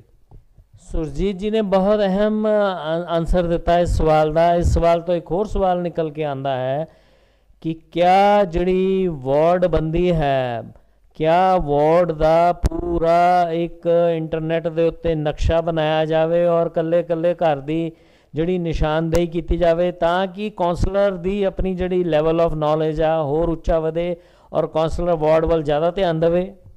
ਦੇਖੋ, ਇਹ ਤਾਂ ਸਭ ਤੋਂ ਪਹਿਲਾਂ ਜ਼ਿਆਦਾ ਜ਼ਰੂਰੀ ਆ ਕਿ ਵਾਰਡ ਦੀ ਪੂਰੀ ਮੈਪਿੰਗ ਹੋਣੀ ਚਾਹੀਦੀ ਆ ਤਾਂ ਕਿ ਕਾਉਂਸਲਰ ਜਿਹੜਾ ਵੀ ਕੈਂਡੀਡੇਟ ਇਲੈਕਸ਼ਨ ਕੰਟੈਸਟ ਕਰ ਰਿਹਾ ਆ ਉਸ ਨੂੰ ਹਰ ਘਰ ਦੇ ਬਾਰੇ ਪੂਰੀ ਜਾਣਕਾਰੀ ਹੋਣੀ ਚਾਹੀਦੀ ਆ ਔਰ ਉਸ ਘਰ ਦੇ ਵਿੱਚ ਕਿੰਨੇ ਵੋਟਰਸ ਆ ਜਿਹੜੇ ਉਹਦੇ ਪੱਖ ਦੇ ਵਿੱਚ ਵੋਟ ਪੈ ਸਕਦੀ ਆ, ਕਿੰਨੇ ਉਹਦੇ ਵਿਰੋਧ ਦੇ ਵਿੱਚ ਵੋਟ ਪੈ ਸਕਦੀ ਆ। ਸੋ ਕਾਉਂਸਲਰ ਨੂੰ ਇਸ ਗੱਲ ਦੀ ਪੂਰੀ ਡਿਟੇਲ 'ਚ ਜਾਣਕਾਰੀ ਹੋਣੀ ਚਾਹੀਦੀ ਕਿ ਕਿੰਨੇ ਉਸ ਦੇ ਵਾਰਡ ਦੇ ਵਿੱਚ ਵੋਟਰਸ ਹੈਗੇ ਆ ਜਿਹੜੇ ਵੋਟ ਕਰਨ ਜਾ ਰਹੇ ਆ। ਸੁਰਜੀਤ ਜੀ ਨੇ ਬਹੁਤ ਹੀ ਵਧੀਆ ਦੱਸਿਆ ਕਿ ਕਾਉਂਸਲਰ ਨੂੰ ਆਪਣੇ ਵਾਰਡ ਦੀ ਪੂਰੀ ਮੈਪਿੰਗ ਦਾ ਗਿਆਨ ਹੋਣਾ ਚਾਹੀਦਾ ਹੈ, ਪਲੱਸ ਉੱਥੇ ਦੇ ਜਿਹੜੇ ਰੈਜ਼ੀਡੈਂਟਸ ਹੈ ਉਹਨਾਂ ਦੇ ਬਾਰੇ 'ਚ ਬਖੂਬੀ ਪਤਾ ਹੋਣਾ ਚਾਹੀਦਾ ਹੈ। ਸੁਰਜੀਤ ਜੀ, ਜਿਵੇਂ ਅਸੀਂ ਦੇਖਿਆ ਕਿ ਸਾਡਾ ਸ਼ਹਿਰ plus Hoshiarpur district leading education district ਹੈ, ਬੜਾ ਲਿਟਰੇਸੀ ਰੇਟ ਇਹਦਾ ਉੱਚਾ ਹੈ ਕੇਰਲਾ ਤੋਂ ਬਾਅਦ। ਕਿਆ ਇਸ ਗਤੀ ਨੂੰ ਹੋਰ ਅੱਗੇ ਵਧਾਉਣ ਦੇ ਲਈ, ਕਿਆ ਇਸ ਜ਼ਿਲ੍ਹੇ ਦੇ ਵਿੱਚ ਖੇਲਾਂ ਨੂੰ ਪ੍ਰੋਤਸਾਹਨ ਦੇਣ ਦੇ ਲਈ ਕਿਆ ਕੋਈ ਮਿਊਨਿਸਪਲ ਜਿਹੜਾ ਕਾਰਪੋਰੇਟਰ ਹੈ ਉਹਦੇ ਲਈ ਸਪੋਰਟਸ ਕੋਟਾ ਨਿਰਧਾਰਿਤ ਕੀਤਾ ਜਾਵੇ ਕਿ ਇੱਕ ਜਾਂ ਦੋ ਕਾਉਂਸਲਰ ਜਿਹੜੇ ਹੈਗੇ ਨੇ ਉਹ ਸਪੋਰਟਸ ਕੋਟਾ ਬੈਕਗਰਾਊਂਡ ਤੋਂ ਆਉਣਗੇ? ਦੇਖੋ, ਇਹ ਬੜੀ ਖੁਸ਼ੀ ਦੀ ਗੱਲ ਆ ਕਿ ਸਾਡਾ ਹੁਸ਼ਿਆਰਪੁਰ ਜਿਹੜਾ ਜ਼ਿਲ੍ਹਾ ਹੈ ਪੂਰੇ ਇੰਡੀਆ ਦੇ ਵਿੱਚ ਇਸ ਨੇ ਜਿਹੜੇ ਆ ਬਿਊਰੋਕਰੈਟਸ ਵੀ ਪੈਦਾ ਕੀਤੇ ਆ ਔਰ ਕਈ ਇਹੋ ਜਿਹੇ ਉੱਚ ਅਧਿਕਾਰੀ ਜਿਹੜੇ ਆ ਹੁਸ਼ਿਆਰਪੁਰ ਜ਼ਿਲ੍ਹੇ ਨਾਲ ਬਿਲੋਂਗ ਕਰਦੇ ਆ ਜਿਹੜੇ ਇਸ ਲਈ ਪਰੈਂਟਲੀ ਵਰਕਿੰਗ ਵੀ ਕਰ ਰਹੇ ਆ ਔਰ ਕਾਫੀ ਸੇਵਾ ਮੁਕਤ ਵੀ ਹੋ ਚੁੱਕੇ ਆ। ਸੋ ਇਸ ਗੱਲ ਦਾ ਸਾਡੇ ਹੁਸ਼ਿਆਰਪੁਰ ਵਾਸੀਆਂ ਨੂੰ ਬੜਾ ਮਾਣ ਹੈ ਕਿ ਸਾਡਾ ਜਿਹੜਾ ਲਿਟਰੇਸੀ ਰੇਟ ਹੈ ਹੁਸ਼ਿਆਰਪੁਰ ਦਾ ਉਹ ਪੂਰੇ ਇੰਡੀਆ ਦੇ ਵਿੱਚ ਸਭ ਤੋਂ ਜ਼ਿਆਦਾ ਹੈ। ਸੋ ਜਿੱਥੋਂ ਤੱਕ ਜਿਹੜੇ ਕਾਉਂਸਲਰਸ ਦੇ ਸਪੋਰਟਸ ਕੋਟੇ ਦੀ ਗੱਲ ਆ, ਮੈਂ ਇਹ ਸਮਝਦਾ ਕਿ ਜੇਕਰ ਤਾਂ ਜਿਹੜੇ ਕਾਉਂਸਲਰਸ ਆ ਉਹ ਸਾਰੇ ਸਪੋਰਟਸ ਬੈਕਗਰਾਊਂਡ ਦੇ ਨਾਲ ਹੋਊਗੇ ਤਾਂ ਹੀ ਉਹ ਅੱਗੇ ਜਿਹੜੇ ਸਪੋਰਟਸ ਨੂੰ ਬੜਾਵਾ ਦੇ ਸਕਦੇ ਆ, ਕਿਉਂਕਿ ਮੋਸਟਲੀ ਇਹ ਦੇਖਣ ਵਿੱਚ ਆਉਂਦਾ ਆ ਕਿ ਜਿਹੜੇ ਕਾਉਂਸਲਰਸ ਆ ਉਹ ਜ਼ਿਆਦਾ ਮੈਂ ਸਮਝਦਾ ਕਿ ਇੰਨੇ ਸਪੋਰਟਸ ਬੈਕਗਰਾਊਂਡ ਨੂੰ ਨਹੀਂ ਹੁੰਦੇ, ਜਿਸ ਕਰਕੇ ਉਹਨਾਂ ਨੂੰ ਸਪੋਰਟਸ ਦੀ ਪੂਰੀ ਜਾਣਕਾਰੀ ਨਹੀਂ ਹੁੰਦੀ। ਬਾਕੀ ਹੁਸ਼ਿਆਰਪੁਰ ਦੀ ਅਸੀਂ ਗੱਲ ਕਰਦੇ ਹਾਂ, ਹੁਸ਼ਿਆਰਪੁਰ ਦੇ ਵਿੱਚ ਇੰਡੋਰ ਸਟੇਡੀਅਮ ਹੈ ਸਾਡੇ ਕੋਲ, ਬਾਹਰਲੇ ਪਾਸੇ ਇੱਕ ਵੱਡਾ ਸਟੇਡੀਅਮ ਲਾਜਵੰਤੀ ਸਟੇਡੀਅਮ ਹੈ, ਪਰ ਇਸ ਦੇ ਨਾਲ ਹੀ ਜਿਹੜੇ ਹੋਰ ਸਾਡੇ ਜਿਹੜੇ ਸਪੋਰਟਸ ਦੇ ਜਿਹੜੇ ਸਟੇਡੀਅਮਸ ਵਗੈਰਾ ਹੈਗੇ ਆ ਜਾਂ ਗਰਾਊਂਡਸ ਹੈਗੀਆਂ ਉਹਨਾਂ ਦੀ ਬਹੁਤ ਕਮੀ ਆ। ਸੋ ਸਭ ਤੋਂ ਪਹਿਲਾਂ ਤਾਂ ਸਾਨੂੰ ਆਪਣਾ ਜਿਹੜਾ ਇਨਫਰਾਸਟਰਕਚਰ ਹੈ ਉਹ ਸੁਧਾਰਨਾ ਚਾਹੀਦਾ ਆ, ਜ਼ਿਆਦਾ ਤੋਂ ਜ਼ਿਆਦਾ ਲੋਕਾਂ ਨੂੰ ਜਿਹੜੀ ਇਹ ਸੁਵਿਧਾ ਦਿੱਤੀ ਜਾਵੇ ਔਰ ਇਨਫਰਾਸਟਰਕਚਰ ਜਿਹੜਾ ਉਹ ਜ਼ਿਆਦਾ ਤੋਂ ਜ਼ਿਆਦਾ ਬਣਾਇਆ ਜਾਵੇ। ਬਹੁਤ ਹੀ ਅਹਿਮ ਜਵਾਬ ਦਿੱਤੇ ਸੁਰਜੀਤ ਜੀ ਨੇ ਕਿ ਸਾਡੇ ਕੋਲ ਸ਼ਹਿਰ ਦੇ ਵਿੱਚ ਜਿਹੜੇ ਸਟੇਡੀਅਮਸ ਦੀ ਭਾਰੀ ਕਮੀ ਹੈ, ਸਟੇਡੀਅਮਸ 'ਚ ਇਨਫਰਾਸਟਰਕਚਰ ਉਨਾ ਪ੍ਰੋਪਰ ਨਹੀਂ ਹੈ, ਜਾਂ ਇੱਕ ਦੋ ਸਟੇਡੀਅਮ ਨੇ ਜਿੰਨੇ ਸਾਨੂੰ ਚਾਹੀਦੇ ਉਨੇ ਸਾਨੂੰ ਸਟੇਡੀਅਮ ਨਹੀਂ ਹੈ। ਮੈਂ ਸੁਰਜੀਤ ਜੀ ਤੋਂ ਇੱਕ ਲਾਸਟ ਸਵਾਲ ਪੁੱਛਣਾ ਚਾਹਾਂਗਾ ਜਿਹੜਾ ਕਿ ਬੜਾ ਅਹਿਮ ਸਵਾਲ ਹੈ ਕਿ ਕਿਆ ਜਿਹੜਾ ਮਿਊਨਿਸਪਲ ਕਾਰਪੋਰੇਸ਼ਨ ਹੈ ਇਹਦੇ ਵਿੱਚ ਕੋਈ ਜਿਹੜੇ ਪ੍ਰੋਫੈਸ਼ਨਲਸ ਨੇ, ਜਿਵੇਂ ਰਿਟਾਇਰਡ ਪ੍ਰੋਫੈਸਰਸ ਨੇ, ਰਿਟਾਇਰਡ ਡਾਕਟਰਸ ਨੇ, ਜਾਂ ਰਿਟਾਇਰਡ ਜੱਜਸ ਨੇ, ਜਾਂ ਰਿਟਾਇਰਡ ਕਲਾਸ 1 ਆਫਿਸਰ ਨੇ, ਕਿਆ ਇਹ ਆਨਰਰੀ ਬੇਸਿਸ 'ਤੇ ਅਪੁਆਇੰਟ ਕੀਤੇ ਜਾਣ ਔਰ ਉਹਨਾਂ ਦੀਆਂ ਬਹੁਮੁੱਲੇ ਸੇਵਾਵਾਂ ਲਈਆਂ ਜਾਣ ਹੁਸ਼ਿਆਰਪੁਰ ਦੇ ਵਿਕਾਸ ਦੇ ਲਈ? ਸੋ ਇਹ ਬਹੁਤ ਹੀ ਵਧੀਆ ਵਿਚਾਰ ਆ, ਬਹੁਤ ਹੀ ਵਧੀਆ ਗੁੱਡ ਆਈਡੀਆ ਆ ਕਿ ਜਿੰਨੇ ਵੀ ਉੱਚ ਅਧਿਕਾਰੀ ਜਿਹੜੇ ਸੇਵਾ ਮੁਕਤ ਹੋ ਚੁੱਕੇ ਆ, ਚਾਹੇ ਉਹ ਅਲੱਗ-ਅਲੱਗ ਬ੍ਰਾਂਚਿਸ ਦੇ ਵਿੱਚੋਂ ਰਿਟਾਇਰ ਹੋਏ ਆ, ਅਲੱਗ-ਅਲੱਗ ਫੀਲਡ ਵਿੱਚੋਂ ਰਿਟਾਇਰ ਹੋਏ ਆ, ਉਹਨਾਂ ਦੇ ਕੋਲ ਆਪਣੇ ਡਿਪਾਰਟਮੈਂਟ ਦਾ ਸਮਾਜ ਦੇ ਵਿੱਚ ਵਿਚਰਨ ਦਾ ਬਹੁਤ ਲੰਬਾ ਤਜਰਬਾ ਹੁੰਦਾ ਆ। ਜੇਕਰ ਅਸੀਂ ਉਹਨਾਂ ਦੀ ਸੇਵਾਵਾਂ ਲੈਂਦੇ ਆ ਤੇ ਉਹਨਾਂ ਸੇਵਾਵਾਂ ਦਾ ਬਹੁਤ ਹੀ ਸਾਡੇ ਜਿਹੜੇ ਹੁਸ਼ਿਆਰਪੁਰ ਵਾਸੀਆਂ ਨੂੰ ਬਹੁਤ ਹੀ ਫਾਇਦਾ ਹੋ ਜਾਏਗਾ।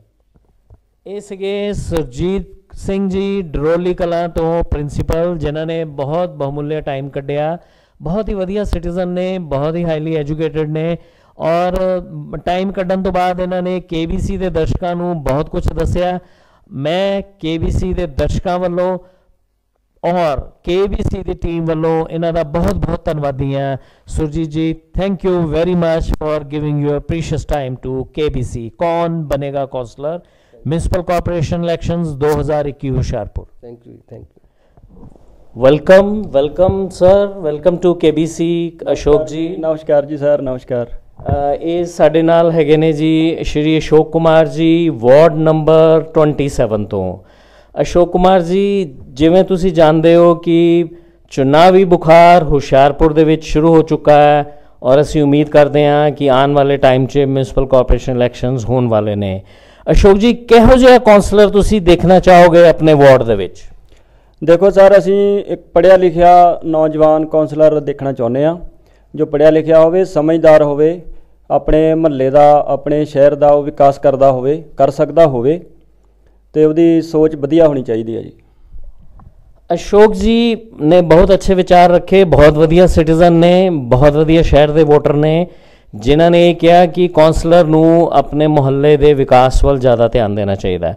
ਅਸ਼ੋਕ ਜੀ, ਮੇਰਾ ਅਗਲਾ ਸਵਾਲ ਇਹ ਹੈਗਾ ਕਿ ਕਾਉਂਸਲਰ ਆਪਣੇ ਰਾਜਨੀਤਿਕ ਨਫਾ ਨੁਕਸਾਨ ਨੂੰ ਜ਼ਿਆਦਾ ਦੇਖਦੇ ਨੇ ਬਨਸਪਤ ਆਪਣੇ ਵਾਰਡ ਲਈ, ਕੀ ਸੁਨੇਹਾ ਦੇਣਾ ਚਾਹੋਗੇ ਇਹੋ ਜਿਹੇ ਕਾਉਂਸਲਰਸ ਨੂੰ? ਸਰ, ਆਪਣੇ ਆਪ ਦਾ ਨਹੀਂ ਦੇਖਣਾ ਚਾਹੀਦਾ, ਇਹਨਾਂ ਨੂੰ ਜਨਤਾ ਦਾ ਦੇਖਣਾ ਚਾਹੀਦਾ ਜੀ। ਹਿਸਾਬ ਕਿਤਾਬ ਜਨਤਾ ਦਾ ਵਿਕਾਸ ਕਰਨਾ ਚਾਹੀਦਾ, ਜਨਤਾ ਦੀ ਗੱਲ ਸੁਣਨੀ ਚਾਹੀਦੀ ਆ, ਜਨਤਾ ਬਾਰੇ ਹੀ ਸਾਰਾ ਚਾਹੀਦਾ ਵਾ ਜੀ। ਅਸ਼ੋਕ ਜੀ, ਕਾਉਂਸਲਰ ਇਲੈਕਸ਼ਨ ਲੋਕਤੰਤਰ ਦੀ ਪਹਿਲੀ ਪੌੜੀ ਹੈ, ਇੱਥੋਂ ਹੀ ਕਾਉਂਸਲਰ MLA ਔਰ MP ਬਣਦੇ ਨੇ, ਤੇ ਤੁਸੀਂ ਕੀ ਸੁਨੇਹਾ ਦੇਣਾ ਚਾਹੋਗੇ ਕਾਉਂਸਲਰਸ ਨੂੰ ਇੱਕ ਬਹੁਤ ਮਹੱਤਵਪੂਰਨ ਪੌੜੀ ਤੇ ਪੈਰ ਰੱਖਣ ਦੇ ਲਈ? ਸਰ, ਅਸੀਂ ਇਹਨਾਂ ਨੂੰ ਇਹ ਸੁਨੇਹਾ ਦੇਣਾ ਚਾਹੁੰਦੇ ਹਾਂ ਕਿ ਆਪਣੀ ਵਧੀਆ ਸੋਚ ਲੈ ਕੇ ਜਨਤਾ ਦੇ ਵਿੱਚ ਆਉਣ, ਵਧੀਆ ਕੰਮ ਕਰਨ, ਤਾਂ ਕਿ ਤੁਸੀਂ ਅੱਗੇ ਜਾ ਕੇ ਵੀ ਲੋਕਾਂ ਦਾ ਵਿਕਾਸ ਕਰ ਸਕੋ, ਅੱਗੇ ਵੱਡੇ ਆਪਣੇ ਅਹੁਦੇ ਵੀ ਜ਼ਿਆਦਾ ਲੈ ਸਕੋ ਦੂਸਰੇ ਤਰ੍ਹਾਂ। ਅਸ਼ੋਕ ਜੀ, ਇਸ ਇਲੈਕਸ਼ਨ 'ਚ ਕਿਆ ਕੋਈ ਨੈਸ਼ਨਲ ਔਰ ਸਟੇਟ ਲੈਵਲ ਦੇ ਮੁੱਦੇ ਹੁੰਦੇ ਨੇ ਜਾਂ ਲੋਕਲ ਮੁੱਦੇ ਹੁੰਦੇ ਨੇ? ਇਹ ਤਾਂ ਲੋਕਲ ਹੀ ਮੁੱਦੇ ਹੁੰਦੇ ਆ ਜੀ, ਇਹਨਾਂ ਨੂੰ ਸੋਲਵ ਕਰਨਾ ਕੋਈ ਇੰਨਾ ਜ਼ਿਆਦਾ ਮੁਸ਼ਕਲ ਨਹੀਂ ਹੁੰਦਾ, ਇਹਨਾਂ ਨੂੰ ਆਪਣੇ ਲੈਵਲ ਤੇ ਕੀਤਾ ਜਾ ਸਕਦਾ ਜਲਦੀ ਸੋਲਵ। ਅਸ਼ੋਕ ਜੀ, ਮੇਰਾ ਆਖਰੀ ਸਵਾਲ ਤੁਹਾਡੇ ਤੋਂ ਇਹ ਹੈ ਕਿ ਜਰਨਲੀ ਕੁਝ ਵਾਰਡ ਇਕਨੋਮਿਕਲੀ ਪਿਛੜ ਗਏ ਨੇ, ਕੁਝ ਵਾਰਡਾਂ 'ਚ ਲੋਕਾਂ ਕੋਲ ਆਪਣਾ ਸਰਮਾਇਆ ਹੋਣ ਦੇ ਕਾਰਨ ਮਿਲ ਜੁਲ ਕੇ ਉਹ ਡਿਵੈਲਪਮੈਂਟ ਦੇ ਪ੍ਰੋਗਰਾਮ ਚਲਾਉਂਦੇ ਨੇ, ਤੇ ਜਿਹੜੇ ਪਿਛਲੇ ਵਾਰਡ ਹੈ ਉਹਨਾਂ ਦੀ ਡਿਵੈਲਪਮੈਂਟ ਲਈ ਤੁਸੀਂ ਕੁਝ ਸੁਨੇਹਾ ਦੇਣਾ ਚਾਹੋਗੇ ਕਾਰਪੋਰੇਸ਼ਨ ਨੂੰ? ਉਹਨਾਂ ਨੂੰ ਸਰ ਇੱਦਾਂ ਵਾ ਕਿ ਆਪਣਾ ਜਿਹੜਾ ਕੋਈ ਐਮਸੀ ਹੁੰਦਾ ਉਹਨੂੰ ਜਨਤਾ ਦੇ ਨਾਲ ਕੰਪਰੋਮਾਈਜ਼ ਕਰਕੇ ਵੀ ਕਈ ਕੰਮ ਹੁੰਦੇ ਆ ਇਸ ਤਰ੍ਹਾਂ ਦੇ ਹੋ ਜਾਂਦੇ ਆ, ਵਿਕਾਸ ਕਈ ਇਹਨਾਂ ਦੇ ਛੋਟੇ ਛੋਟੇ ਹੁੰਦੇ ਆ ਤੇ ਉਹ ਤਾਂ ਹੋ ਜਾਂਦੇ ਆ ਜੀ। ਅਸ਼ੋਕ ਜੀ, ਮੇਰਾ ਇੱਕ ਛੋਟਾ ਜਿਹਾ ਸਵਾਲ ਹੋ ਰਿਹਾ ਹੈ ਜਾਂਦੇ ਜਾਂਦੇ ਕਿ ਕਿਆ ਵਾਰਡ ਦੇ ਵਿੱਚ ਕੌਂਸਲਰ ਨੂੰ ਕੋਈ ਸਾਲ ਪੱਖੋਂ ਸੰਮੇਲਨ ਕਰਵਾਉਣਾ ਚਾਹੀਦਾ ਹੈ ਜਿਹਦੇ ਵਿੱਚ ਸਾਰੇ ਵਾਰਡ ਦੇ ਲੋਕਾਂ ਦਾ ਇਕੱਠ ਹੋਵੇ ਤੇ ਲੋਕ ਮਿਲ ਜੁਲ ਕੇ ਕੌਂਸਲਰ ਨੂੰ ਆਪਣੀਆਂ ਦਿੱਕਤਾਂ ਦੱਸ ਸਕਣ? ਹਾਂਜੀ ਸਰ, ਇਹ ਕਰਵਾਉਣੇ ਚਾਹੀਦੇ ਇਹਨਾਂ ਨੂੰ, ਜੋ ਕਿ ਲੋਕ ਸਾਰੇ ਇਕੱਠੇ ਹੁੰਦੇ ਆ, ਇੱਕ ਦੂਸਰੇ ਆਪਣੇ ਵਿਊਜ਼ ਦੱਸਦੇ ਆ, ਸਾਨੂੰ ਕੀ ਪ੍ਰੋਬਲਮ ਸੀ, ਕੋਈ ਕਿਸ ਤਰ੍ਹਾਂ ਦੀ ਅਸੀਂ ਆਹ ਸੋਲਵ ਕੀਤੀ ਆ, ਇੱਥੋਂ ਨਹੀਂ ਤੁਸੀਂ ਇੱਦਾਂ ਦਾ ਤਰੀਕਾ ਅਸੀਂ ਆਹ ਵਰਤਿਆ ਵਾ, ਤੇ ਉਸੇ ਤਰ੍ਹਾਂ ਤੁਸੀਂ ਆਪਣੇ ਕੌਂਸਲਰ ਨੂੰ ਕਹਿ ਕੇ ਇਕੱਠੇ ਹੋ ਕੇ ਕਈ ਤਰ੍ਹਾਂ ਦੇ ਕੰਮ ਹੁੰਦੇ ਆ ਜਿਹੜੇ ਅਸੀਂ ਸੋਲਵ ਕਰ ਲੈਂਦੇ ਆ ਜੀ ਇੱਦਾਂ ਦੇ ਰਲ ਮਿਲ ਕੇ। ਅਸ਼ੋਕ ਜੀ, ਤੁਹਾਡਾ ਬਹੁਤ ਬਹੁਤ ਧੰਨਵਾਦ KBC ਦੇ ਦਰਸ਼ਕਾਂ ਦੇ ਲਈ ਬੜੇ ਅੱਛੇ ਵਿਚਾਰ ਦੱਸਣ ਦਾ।